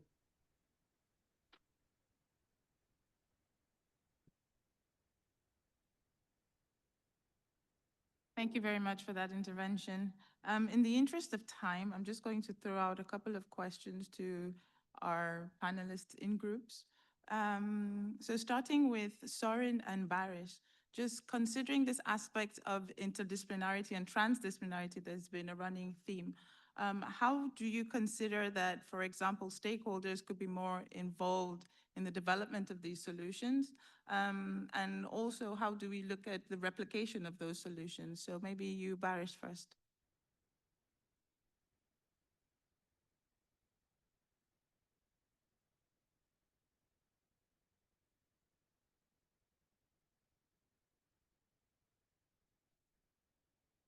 Baris, are you there? Or Sorry, the maybe question jump was in. for me, right? I couldn't hear you fully, so I was wondering. Okay. Yes, Yeah, we were about just asking about the the integration of stakeholders in developing the solutions, and then to Soren, how this can then be replicated across different sites. Yes, yes, a good question. Thanks a lot.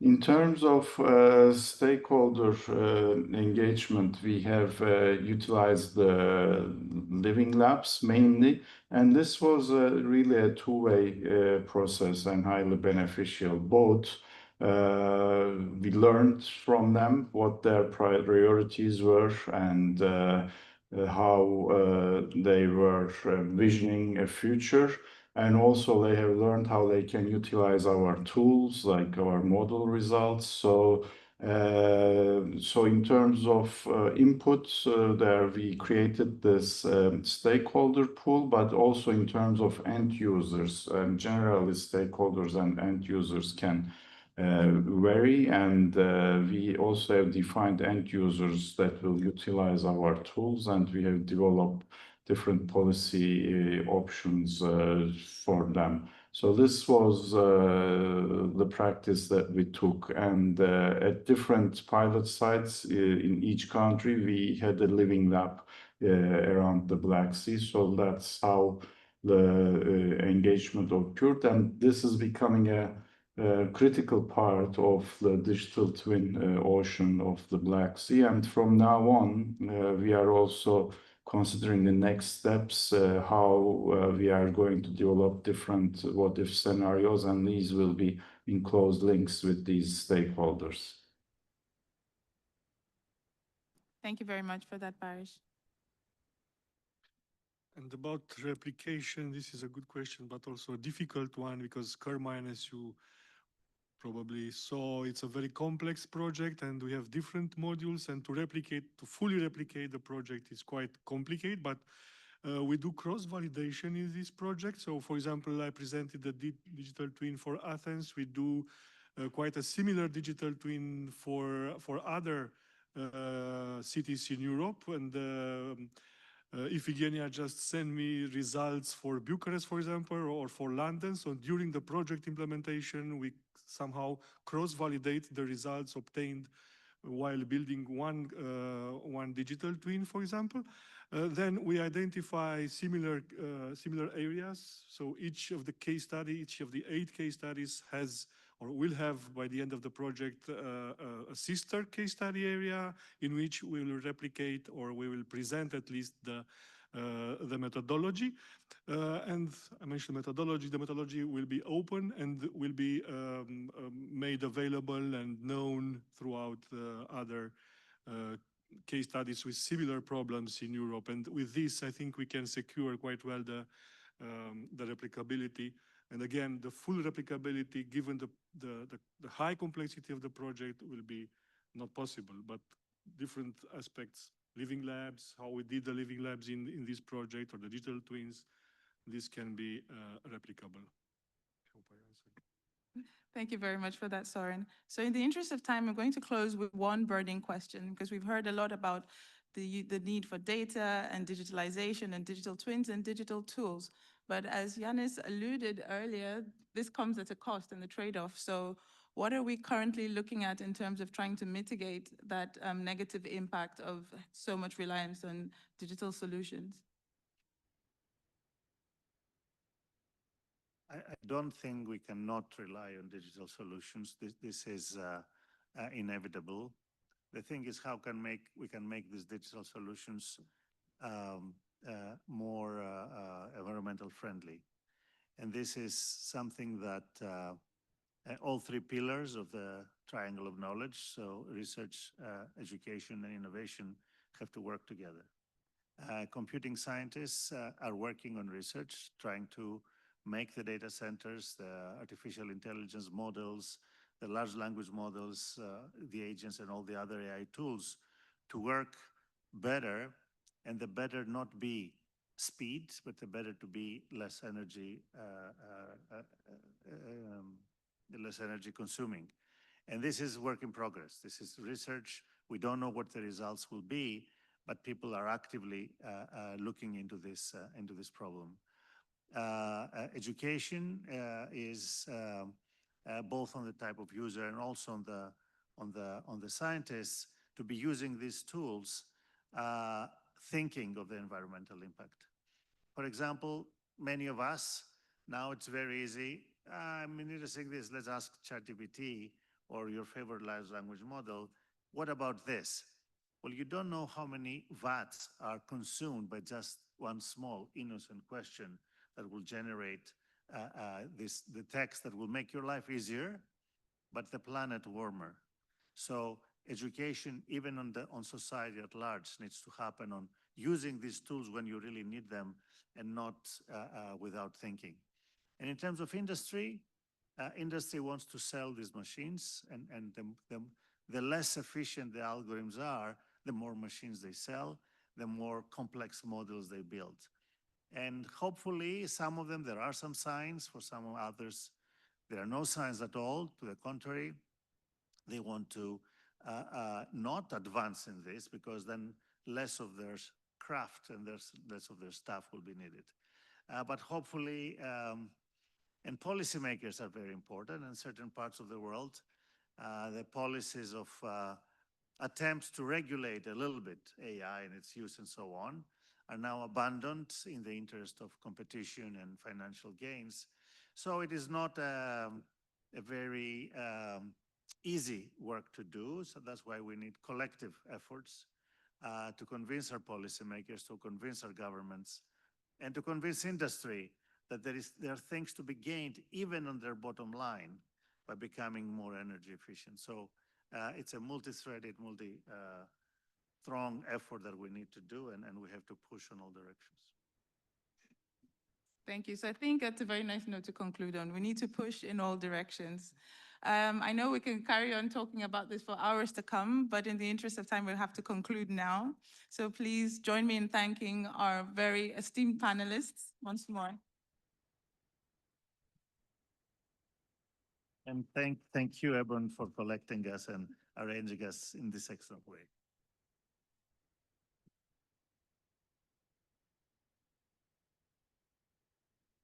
Our closing session is focused on the work of Ketan Patel. So I am very happy to introduce his keynote. Ketan is a collaborator of quite a few years now. He has established a very influential think tank called Force for Good that is working on SDG-driven transformations, and in particular financing those transformations in different countries across the world. He is also the co-chair of an investment company called Southern Pacific, which again is working on SDG-driven investments and efforts to channel the finance for these investments across the world. Next, Goldman Sachs executive, devoting now his talent, his energy, his team to transforming the world towards a sustainable place. So Ketan, please, the floor is yours.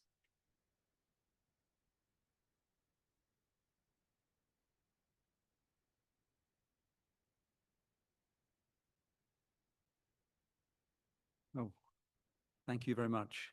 Thank you very much, Phoebe, for organizing such an interesting, dynamic, thoughtful event. I've learned so much just listening to the experts that you pulled together. I'm going to keep it very short so that we get something that draws perhaps together some of the strands of discussion we've had today. I'd begin with a personal experience, which many would have had if you live in the developing world, where you would have left your very nice home or hotel and gone into a slum And I did that in Mumbai. And what I did was with a friend who took me house by house in this slum to visit some of the people who were there, to ask some very simple questions. Where did they come from to arrive at the slum at the edge of Mumbai? What was their motivation? And what do they hope to get from this experience? And what you find is they are very much the same as all of us. They're there to create opportunity for their children, for the next generation. And they understand the hardship of where they are, but they've come to the edge of a great city where they believe the opportunity will be better. And in some ways that reflects all of our stories, post-industrial revolution, where our forefathers and mothers would have left the fields to come into the big cities. And initially those big cities were a magnet to draw everybody in. The thought was at some point they would become overcrowded and would become slums, which they did. London, New York, Paris were all slums. But the interjection of prosperity somehow changes a slum into a great city. And the hope of all these people who are on the edge of these cities is that that will happen to them too. That they will get employment, their children will get great opportunity, and their lives will be transformed. This magnet of cities, though, that we have all over the world today is an industrial model. And as we heard just now, how will it survive the digital era? Today, this magnet is a magnet, of course, for people. 70% will live there. It's a magnet for ideas. 80 to 85% of institutions of education, research, all the universities, the think tanks are in cities. It's a magnet for capital. Something like 2/3 of the world's money, GDP, is generated in these cities. So it's a powerful magnet in some ways. It's also a target for war. So when we fight each other, we bomb cities. And there are something close to 50, it's difficult to estimate, 50 to 100 cities that have never been properly rebuilt following a war. One other thing that is very clear, though, is we've been successful as a species moving to these cities, concentrating our efforts, our intellectual property and our thought processes to develop solutions. But in the process to do that, we would have almost asset stripped the rest of the planet, created the whole supply chains to supply these cities. So if you looked from afar, you would say that humanity placed a big bet to live in cities and to resource the rest of the planet to allow it to do so. And was that a successful bet or not? And we would argue, based on the peace, prosperity, and freedoms created, that it was. But actually, something like 70 to 80% of people live, of course, in the global south. 70, 80% of the cities are in the global south. And they are not really beneficiaries of the Industrial Revolution, the digital revolution, the information revolution that is underway already. So in some ways, we have created great success for about 1/3 of the world's population, but not for the other 2/3. And in the process of creating these great cities, which have been such a great success for those in them and those attracted to them, particularly in the north of the world, and as we take everything else, desertification and climate issues and other environmental issues are starting, of course, to make life untenable for everybody on the planet. You have to have some hope and belief. And part of the hope and belief comes, I believe, from the scientific changes that have happened. We heard today how many of the solutions are already there. We heard that Europe is planning over the next 25 to 30 years to reduce its energy consumption, its demand, to approximately half of what it is today. Now that takes science and technology, perhaps changes in consumption and industrial behavior. But in the midst of a security conflict around the world on energy, Europe will consume half. That's a strategic move. And without science and technology, we couldn't have done that. So it shows there is hope. The other thing I thought was very interesting was how, in the face of desertification, China began a program in 1978 to build a Great Green Wall across China. That wall is, I understand, something like 4,500 kilometers. and somewhere between 5 and maybe 50 kilometers wide. It's not complete, but it's near complete. And it's led to another wall being built across Africa of a green wall of 8,500 kilometers. You see, I think when you think about it, we have the capacity to solve every single issue, and we're capable of doing extraordinary feats of engineering using the science that we understand of how to do that and turn deserts into something that is green. But we do face the challenge, of course, of saying, will we do it in time? Because the certainty that we're facing, according to the IPCC report, is that we will cross 1.5C, of course, and we will cross 2C, and there's almost 100% chance that we will cross 2.5C. So then the question mark is, what does that actually mean?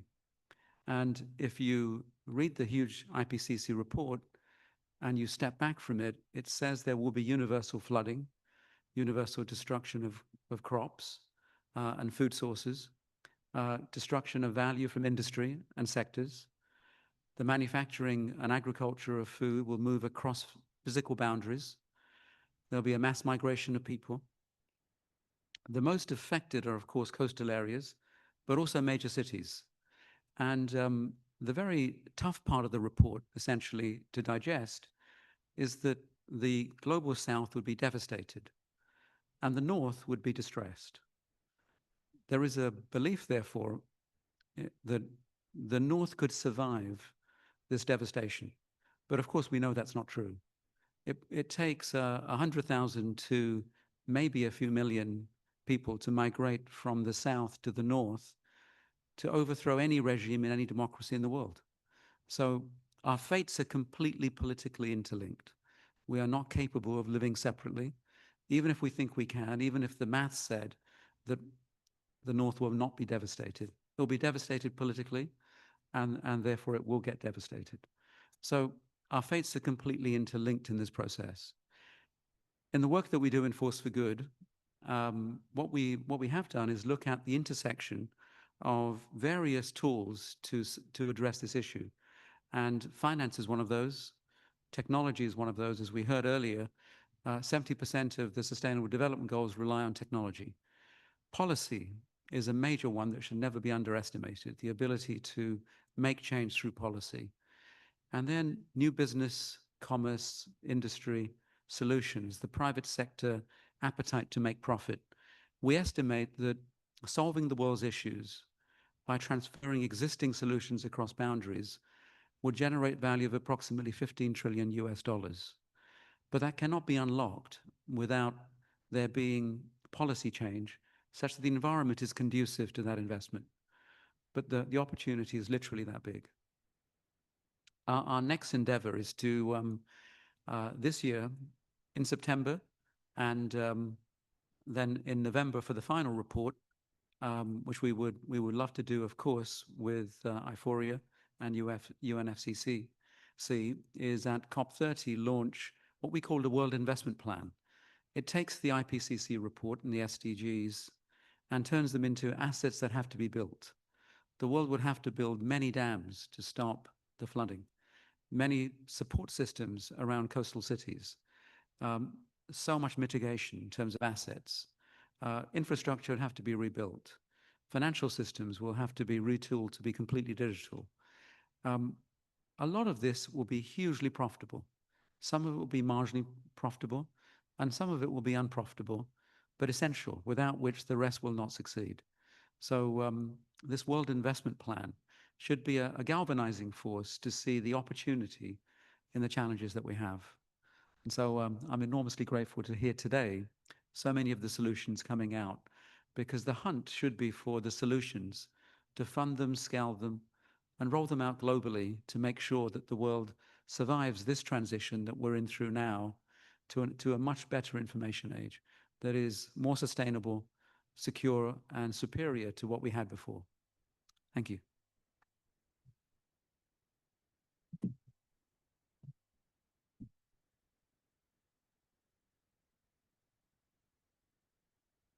Thank you very much, Kedan. So with this closing speech, let us conclude that we have the solutions the technology, even the financing. 30 trillion annually sit in private savings, unused for investments, because we cannot identify those that are bankable enough to execute them. So from this conference, if there is something that we should all take away, is that we need to structure the ecosystems with all the stakeholders that will allow us to go in situ and implement the technologies and the solutions, including financial solutions, to actually achieve the change. And on that note, I leave the floor to Epun just to initiate the virtual reality experiment that we want to apply today. So for the people who are taking part in the virtual reality experiment, please stay in the room. For the rest of the people, I want to thank you for being here and sharing your knowledge and your willingness for transformative change, for engaging in transformative change. Thank you very much.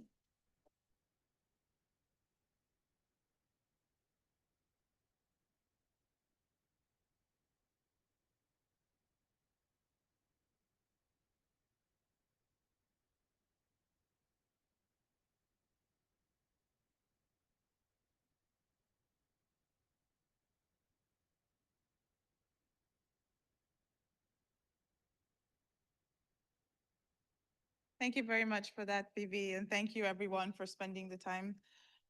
So the next session, it will be a practical demonstration on one of the tools that we've been referring to all day, and actually Professor Ioannidis referred to it in his presentation, and it comes from the Arsenoi project. It's a tool that's based on virtual reality, and it has two functions. So on the one hand, it's used as an educational tool to engage and create awareness. And on the other hand, it's also being utilized for the choice experiments that we're running.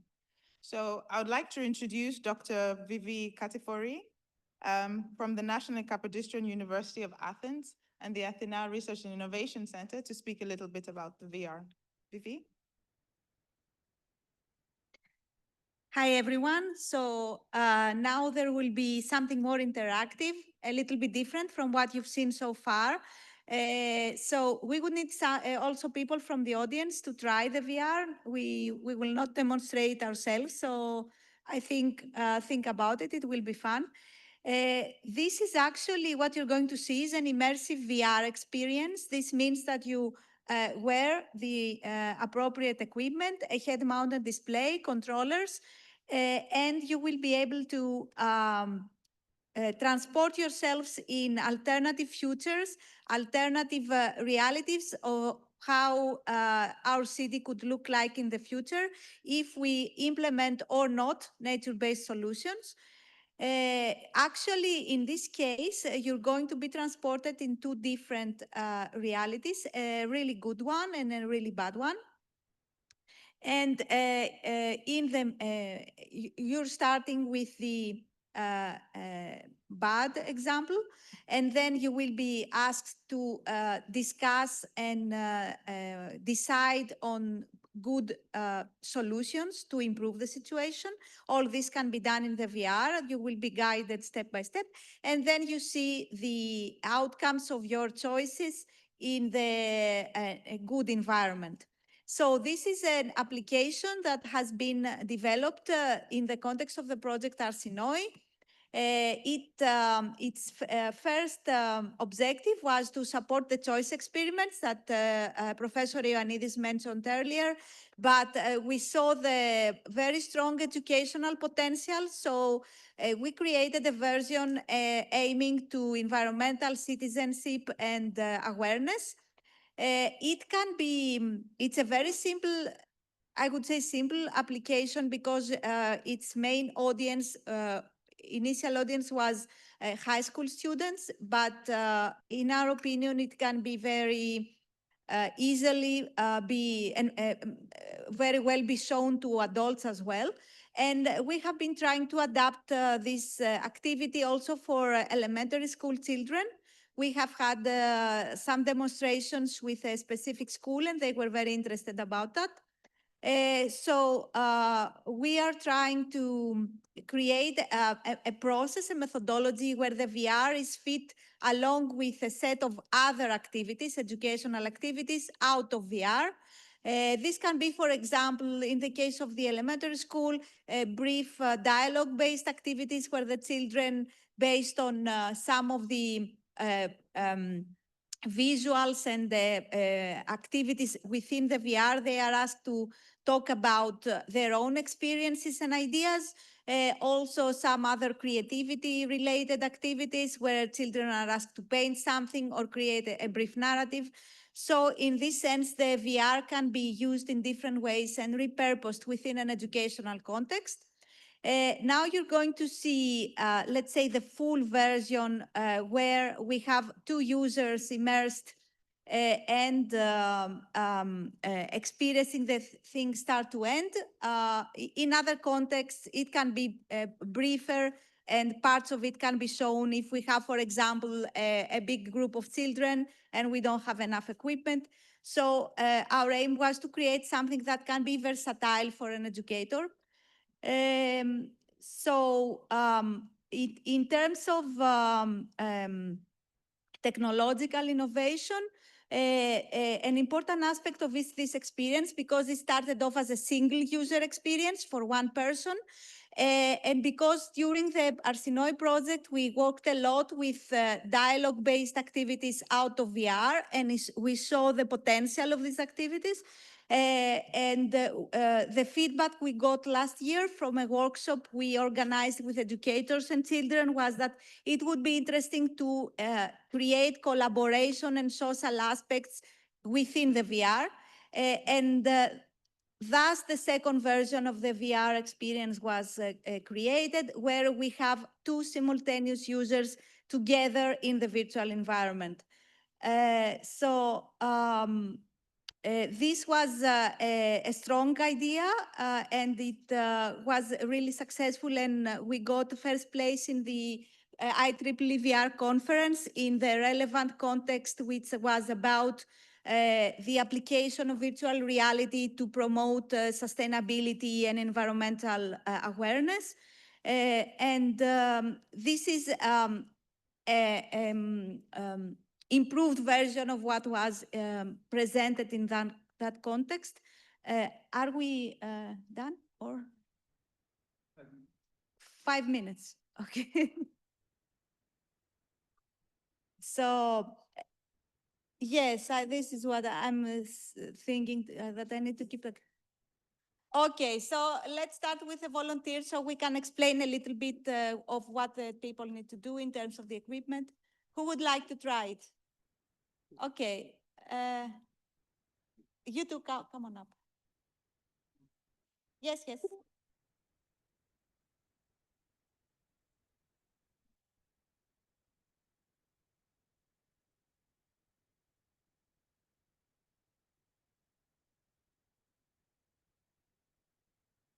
So to explain a little bit what you're going to see, because this is a setting a little bit difficult to make this demo for everyone to see. The application has sound. This means that the users will be able to listen to a narrator explaining to you what you need to do, okay? And also you will be able to talk to each other. Because this talking to each other and making decisions together is part of the experience, but maybe because this is a loud environment, maybe I will be talking, maybe you will listen, you won't be able to listen very well what the other person is saying, so keep this in mind. We will try to have the sound of the application from the speaker so that the audience can also listen and also show what is going on in the application in the screen. We will show the point of view of one of the participants. You can see that the head-mounted displays, the thing you will have on your head, what you see will be projected through one of the computers to the screens. So for the audience, this would be a little bit shaky and strange, because imagine that people are going like that, looking around, and it will not be a steady camera shot like in a movie or a video created especially about that. But it will give you an impression of the user's experience in the real world. You will be fully immersed, so this means you won't be able to see what's going on around, but there is enough space. You won't be moving, you will moving through the teleport. Using the controllers, you will be able to click at the point you want to go and transport it there. You don't have to physically move. So this is something to keep in mind. And we will be here to make sure that you don't, collide with something, some object in the physical space. So we will take care of safety aspects. What else do I need to explain? I don't know. I think that's it. I think for the audience, what you won't be able to listen to very well is what the people are saying to each other, probably. But I hope you will get a little bit an experience of what's going on in the... Yes, that's a good idea. So do you want to come up?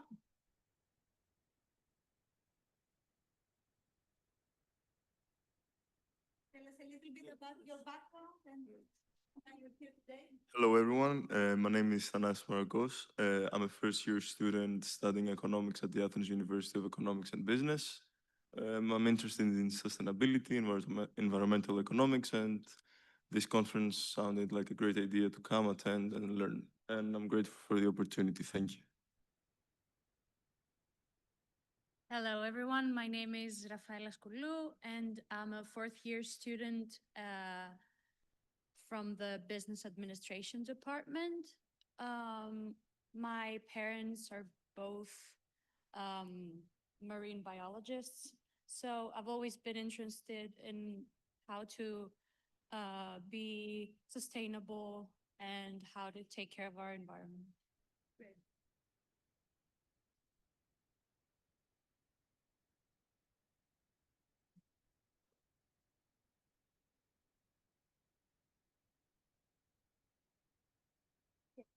So the question is what will happen within the application. I'll talk about a little about the scenario of it. The idea is, as I mentioned before, to show to the participants the effects of different choices we do now for the environment, the effects of the extent we are willing to implement nature-based solutions or not. So we start at the point where you are at a futuristic like vessel, spacecraft, let's say. This is like a time machine, I would say. You are people from the future and you're going to explore an environment, an alternative environment where there has been no effort to protect the environment. So you, through like a portal, you go to this imaginary Athens square. It's the Arsenoi Square. It's actually modeled after Platia Avdis near Metaxurgio. And then you will see things that are not nice, like trees which are dead or animals who are not in good condition, people who are affected by the heat. You will be asked to explore different points in this environment under the role of experts. One of you will be the fauna expert, the other be the flora expert, meaning you will have a little bit of a different perspective on the environment. And at that point, you may be asked to discuss what each of you learns from the environment. This is all guided. You don't have to worry about anything because you at each step, you will get instructions of what to do. So you don't have to know something in advance. And of course, there is a problem with this type of applications is that like our users today, they're not familiar with the equipment. So there is always some tutorial in the beginning on how to use the controllers, how to move around and so on and so forth. But always someone will be here in case you are stuck or have some problem to guide you. This is one issue with the wider application of these technologies in public context. There is some time needed for familiarization, and also you need people there to support in different ways to guide the users or be able to take care of the safety aspects of the experience. Okay, so once you see this bad environment, you go back and you get some instructions from what we call Arsinoe AI. It's a fake AI, of course, it's the application, and tells you, okay, now you saw this very bad situation. You have now the possibility to plan measures for it, and you are asked to make some decisions, plant more trees or put artificial shaders, stuff like that. Very simple. You get in the end some type of advice like, okay, it's not actually one or the other. We need to do all this to be able to reach the best solution. This is the, let's say, didactic aspect of the experience. And then once you do that, you go and visit the best case scenario where supposedly all your nice choices have been implemented. So everything is green. There are a lot of animals, birds, insects. The people are more relaxed because it's not hot. They are enjoying the environment instead of arguing. So you get to experience the, let's say, the outcomes of your choices in there. So you don't have to know something in advance. You just follow step by step what's going on in the experience. So what's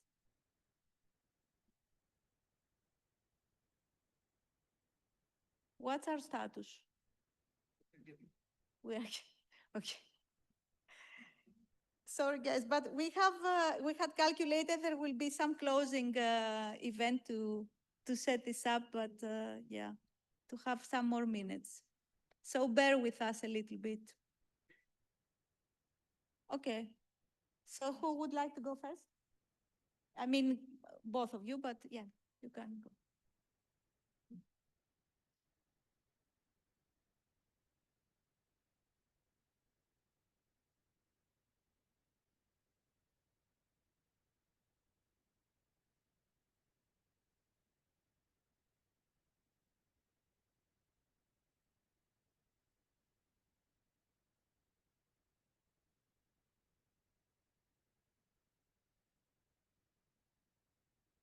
Will we be seen on the screen? I hope so. To stay well.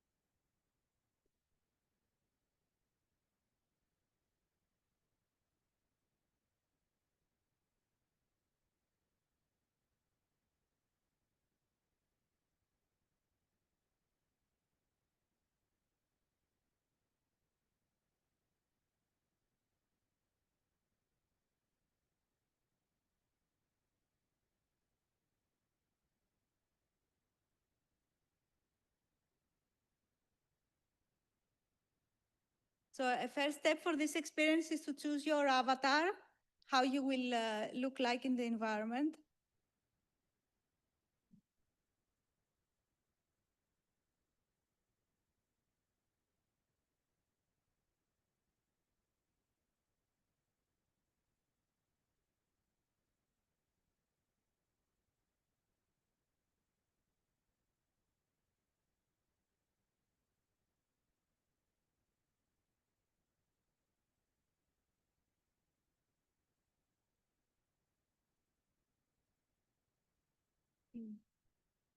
Θες κάποια βοήθεια?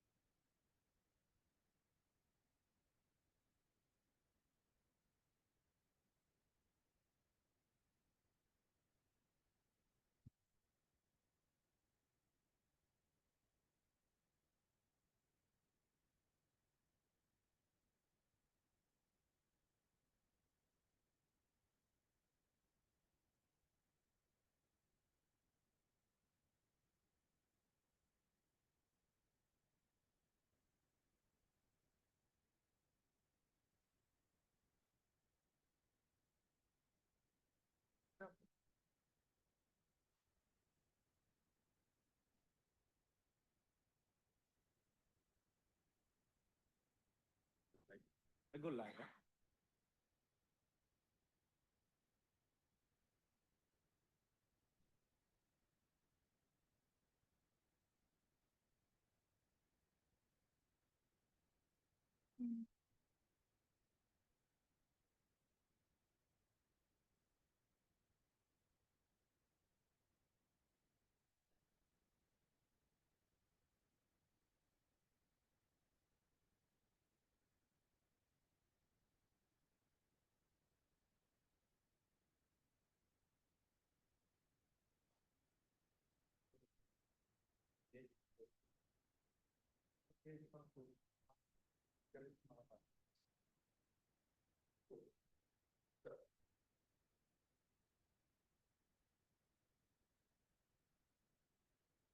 So the second user that we don't see the screen, she has to choose her avatar as well, and then they can both start together at the same space.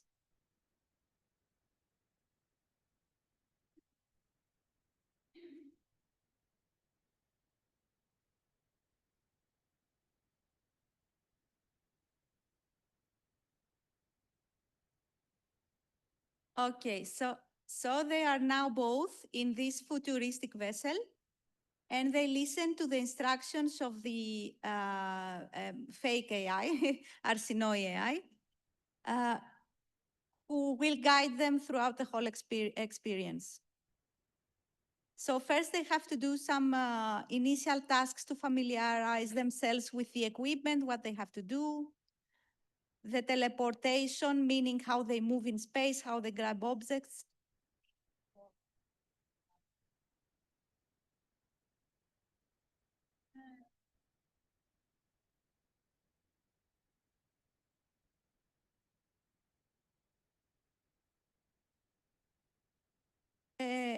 As you can see, for those of you not familiar with this type of experiences, you don't actually have to walk continuously in the environment. You can just point and click and teleport to the point you need to go.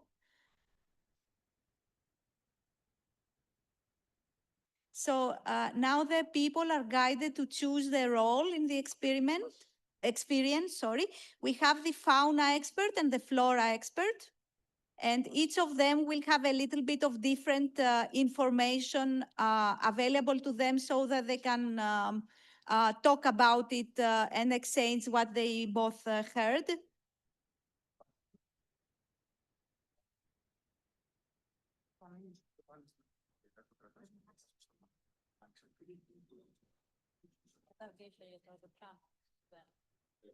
Με το ένα. Με ποιο κουμπάκι.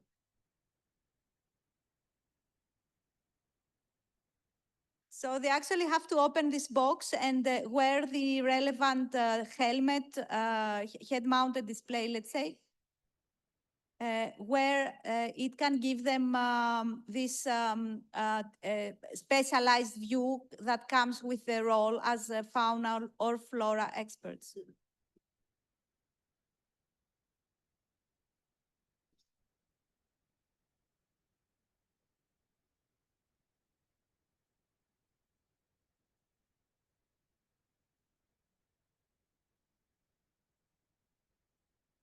So now that they have the helmets on, they are asked to move to the teleportation room and then teleport to the dystopian environment.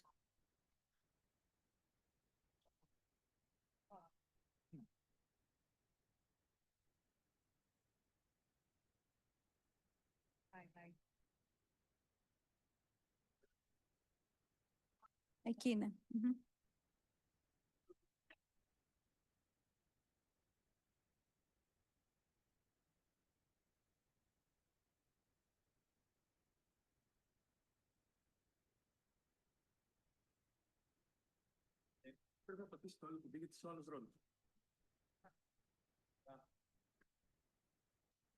So each one needs to press the button that corresponds to the role so that they can teleport.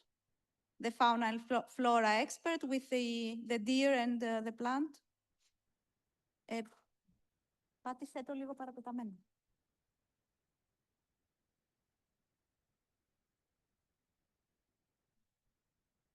So now they teleport together to the Arsinoe Square, the dystopian environment of the Arsinoe Square.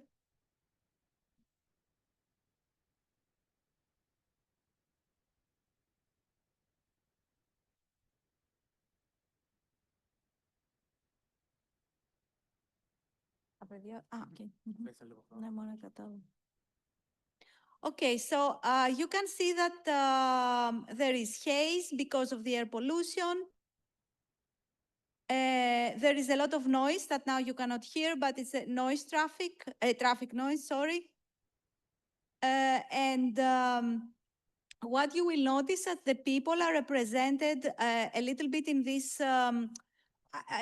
highlighted schematic form, I would say.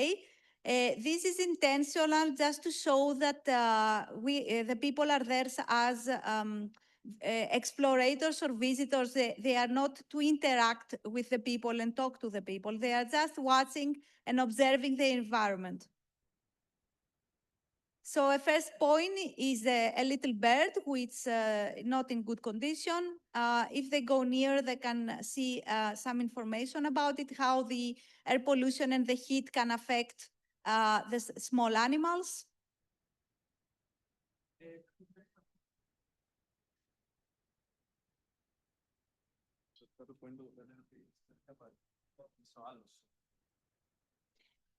So the idea here, this is a point where the two people could discuss, because one of them can see the information. The other user, the one on my right, cannot see the same information. So if they were having this experience in normal conditions, they would have to talk about it.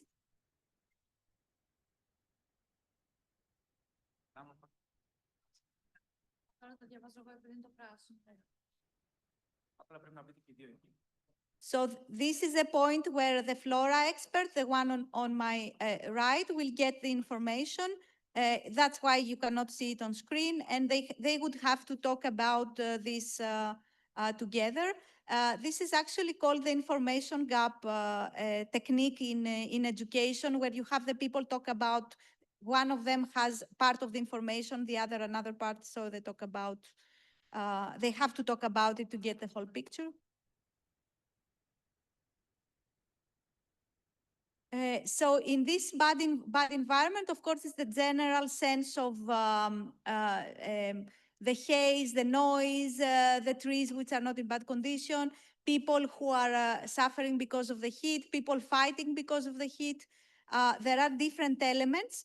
but the users are asked to explore three of them, two or three of them, just to not make the experience really long and be able to keep them there for maximum 30 minutes, let's say.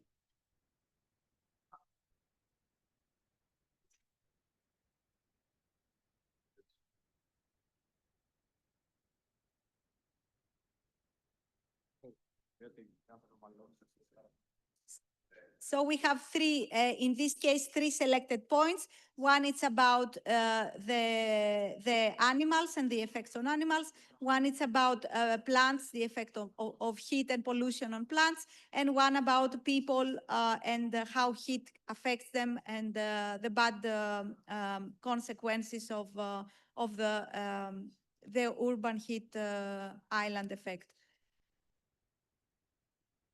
And once they are done exploring these different points in this environment and getting the information, they are asked to teleport back to the vessel.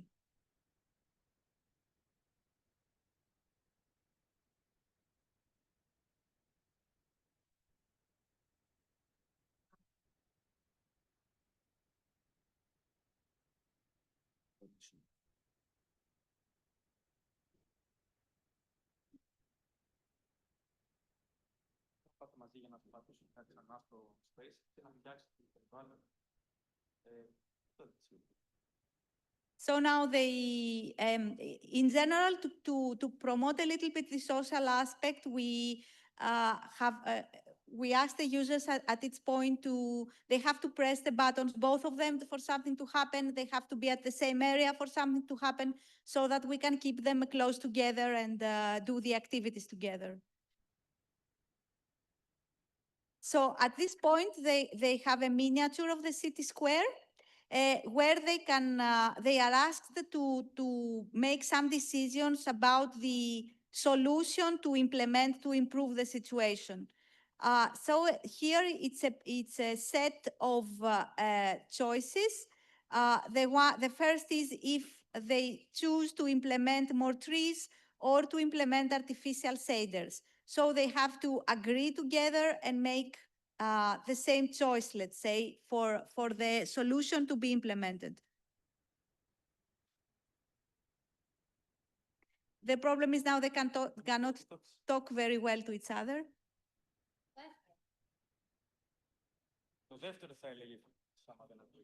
So we're making maybe the second solution. They went for the second solution.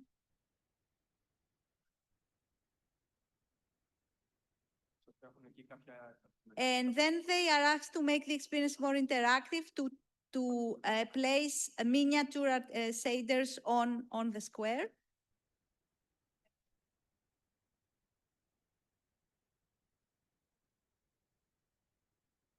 So there are available like miniature objects of their preferred solution, and they place it on the highlighted areas on the miniature.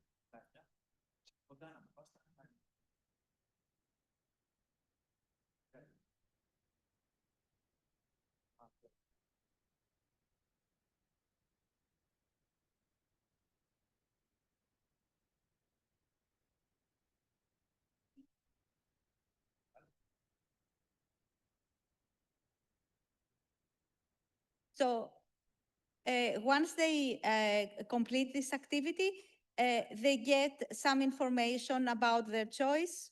In this case, okay, the idea is that shaders are fine, but trees are a much more effective solution. But in reality, the best thing is to combine both as needed.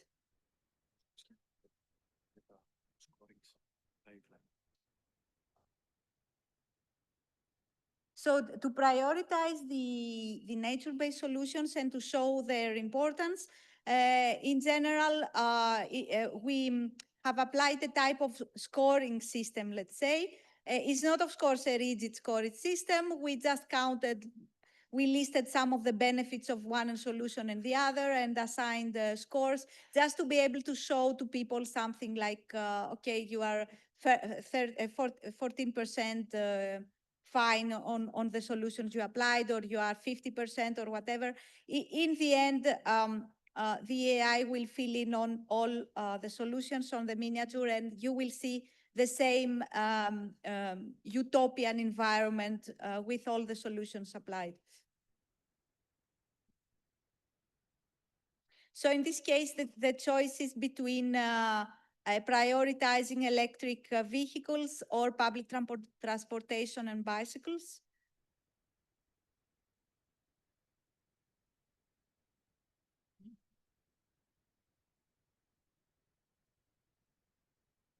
Of course, there would be a lot of things to say for all the solutions. This is in general, let's say, simplistic presentation of one or the other, or one could talk for hours about all this.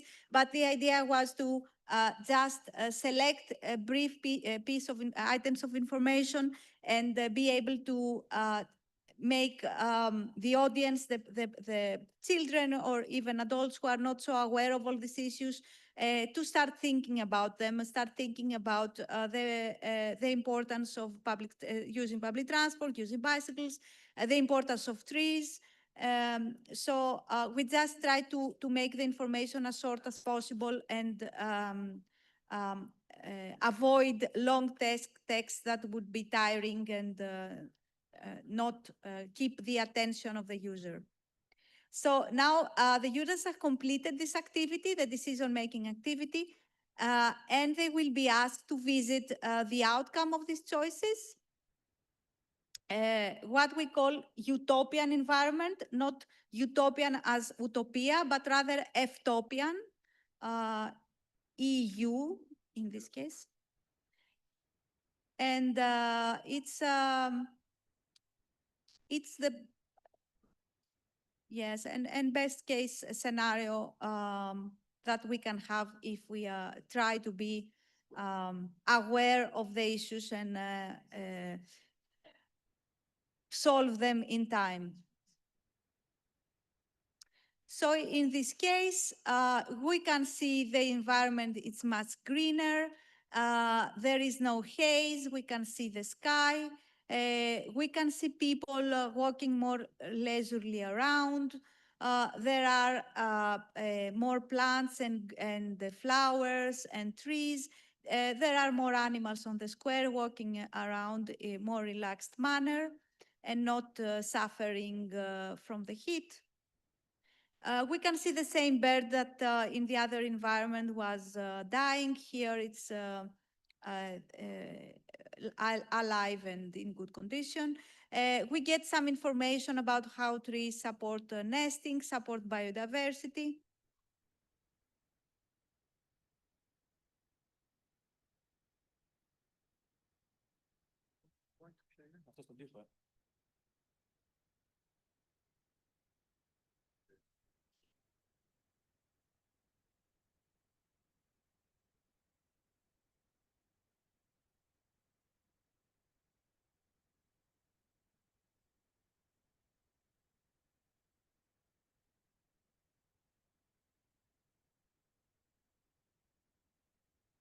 Also, the soundscape is different now. You cannot hear the sound, intense sound of the traffic, but rather birds singing and more quiet and relaxing environment, greener and more quieter and quieter.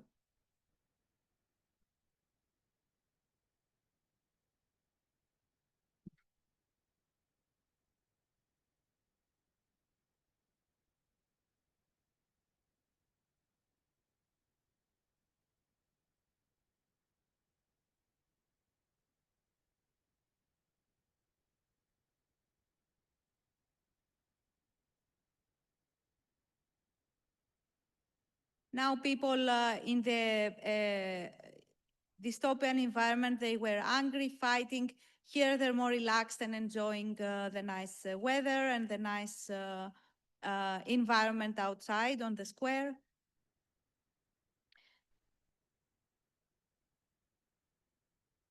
The idea of using a square as the central point for this experience was because it combines a lot of different features It's a meeting point for people, a place where pets and wildlife can find refuge in the city. So we wouldn't have to have the user going around the city to different spots.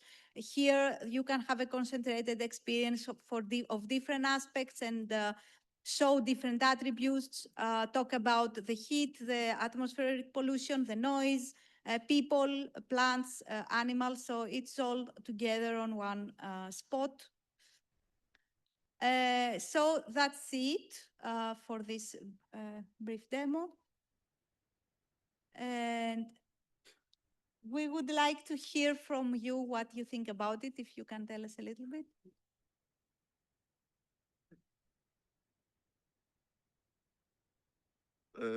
It was a great experience, actually. It was fun. Sorry? It was like an actual game, I can't lie. It felt... my face, because I was wearing the...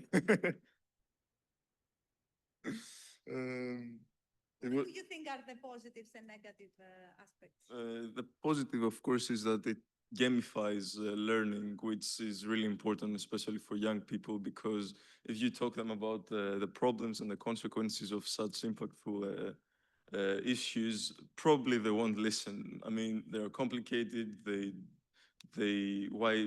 They're kids, come on. But if you gamify it, you're able to transmit the message, and not just the message, the problem and the solution too, which is really important, because young people are the one that are going to take the steps in the future and generally try to achieve the solutions. So it guides them and it helps them learn about it. What would you like to see improved in this experience? That's the question, because it's not yet finished. Yes, yes. My question was what they would like to see improved in this experience. I mean, I just played the game for just a few minutes, so I don't know what are the next stages of the game, but it was pretty enjoyable. I can't lie, it was my first time on VR, but their choices to have a negative impact, because if they make mistakes, then they understand what they did wrong, or by making mistakes, you understand what's the best solution, not in negative or in a punishable way, but to understand that their actions have consequences, and it would be a great idea too. Okay, so you would like to see the consequences of the choices, more of that, not. I mean, if the goal of the game was to teach them and about generally the environment and the climate change, actually understanding that their individual choices and generally the societal, the sum up of the societal choices have an impact, yes. The goal would be achieved better and probably faster. Okay, thank you so much. Have a first, thank you. So tell us a little bit what you like, what you would like to see improved. It was a very interactive experience. What I most liked about it was the fact that you had the choices. I'm guessing in the future you're planning on having the players make more choices, which will be very interesting to see. And what Thanasi said, seeing the impact of your choices in the environment would also be a really cool thing to have in the app. Okay, thank you so much. I don't know if there are any questions from the audience. No. So I suppose this is it from us. Thank you.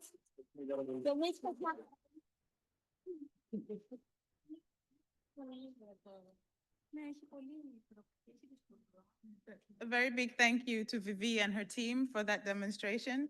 And thank you as well to those of you who have remained until the end of the session. So now I'd like to call Ms. Lydia Papadaki, who will run the student raffle that our web students are participating in. Lydia?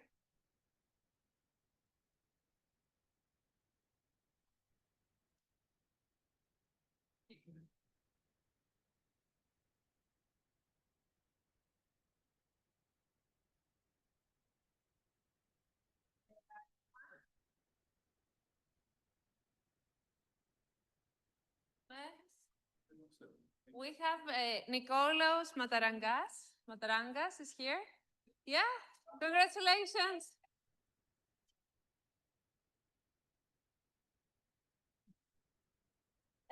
You won 400 from Plesio. You will receive a link. So you please enjoy. Make a good use of it.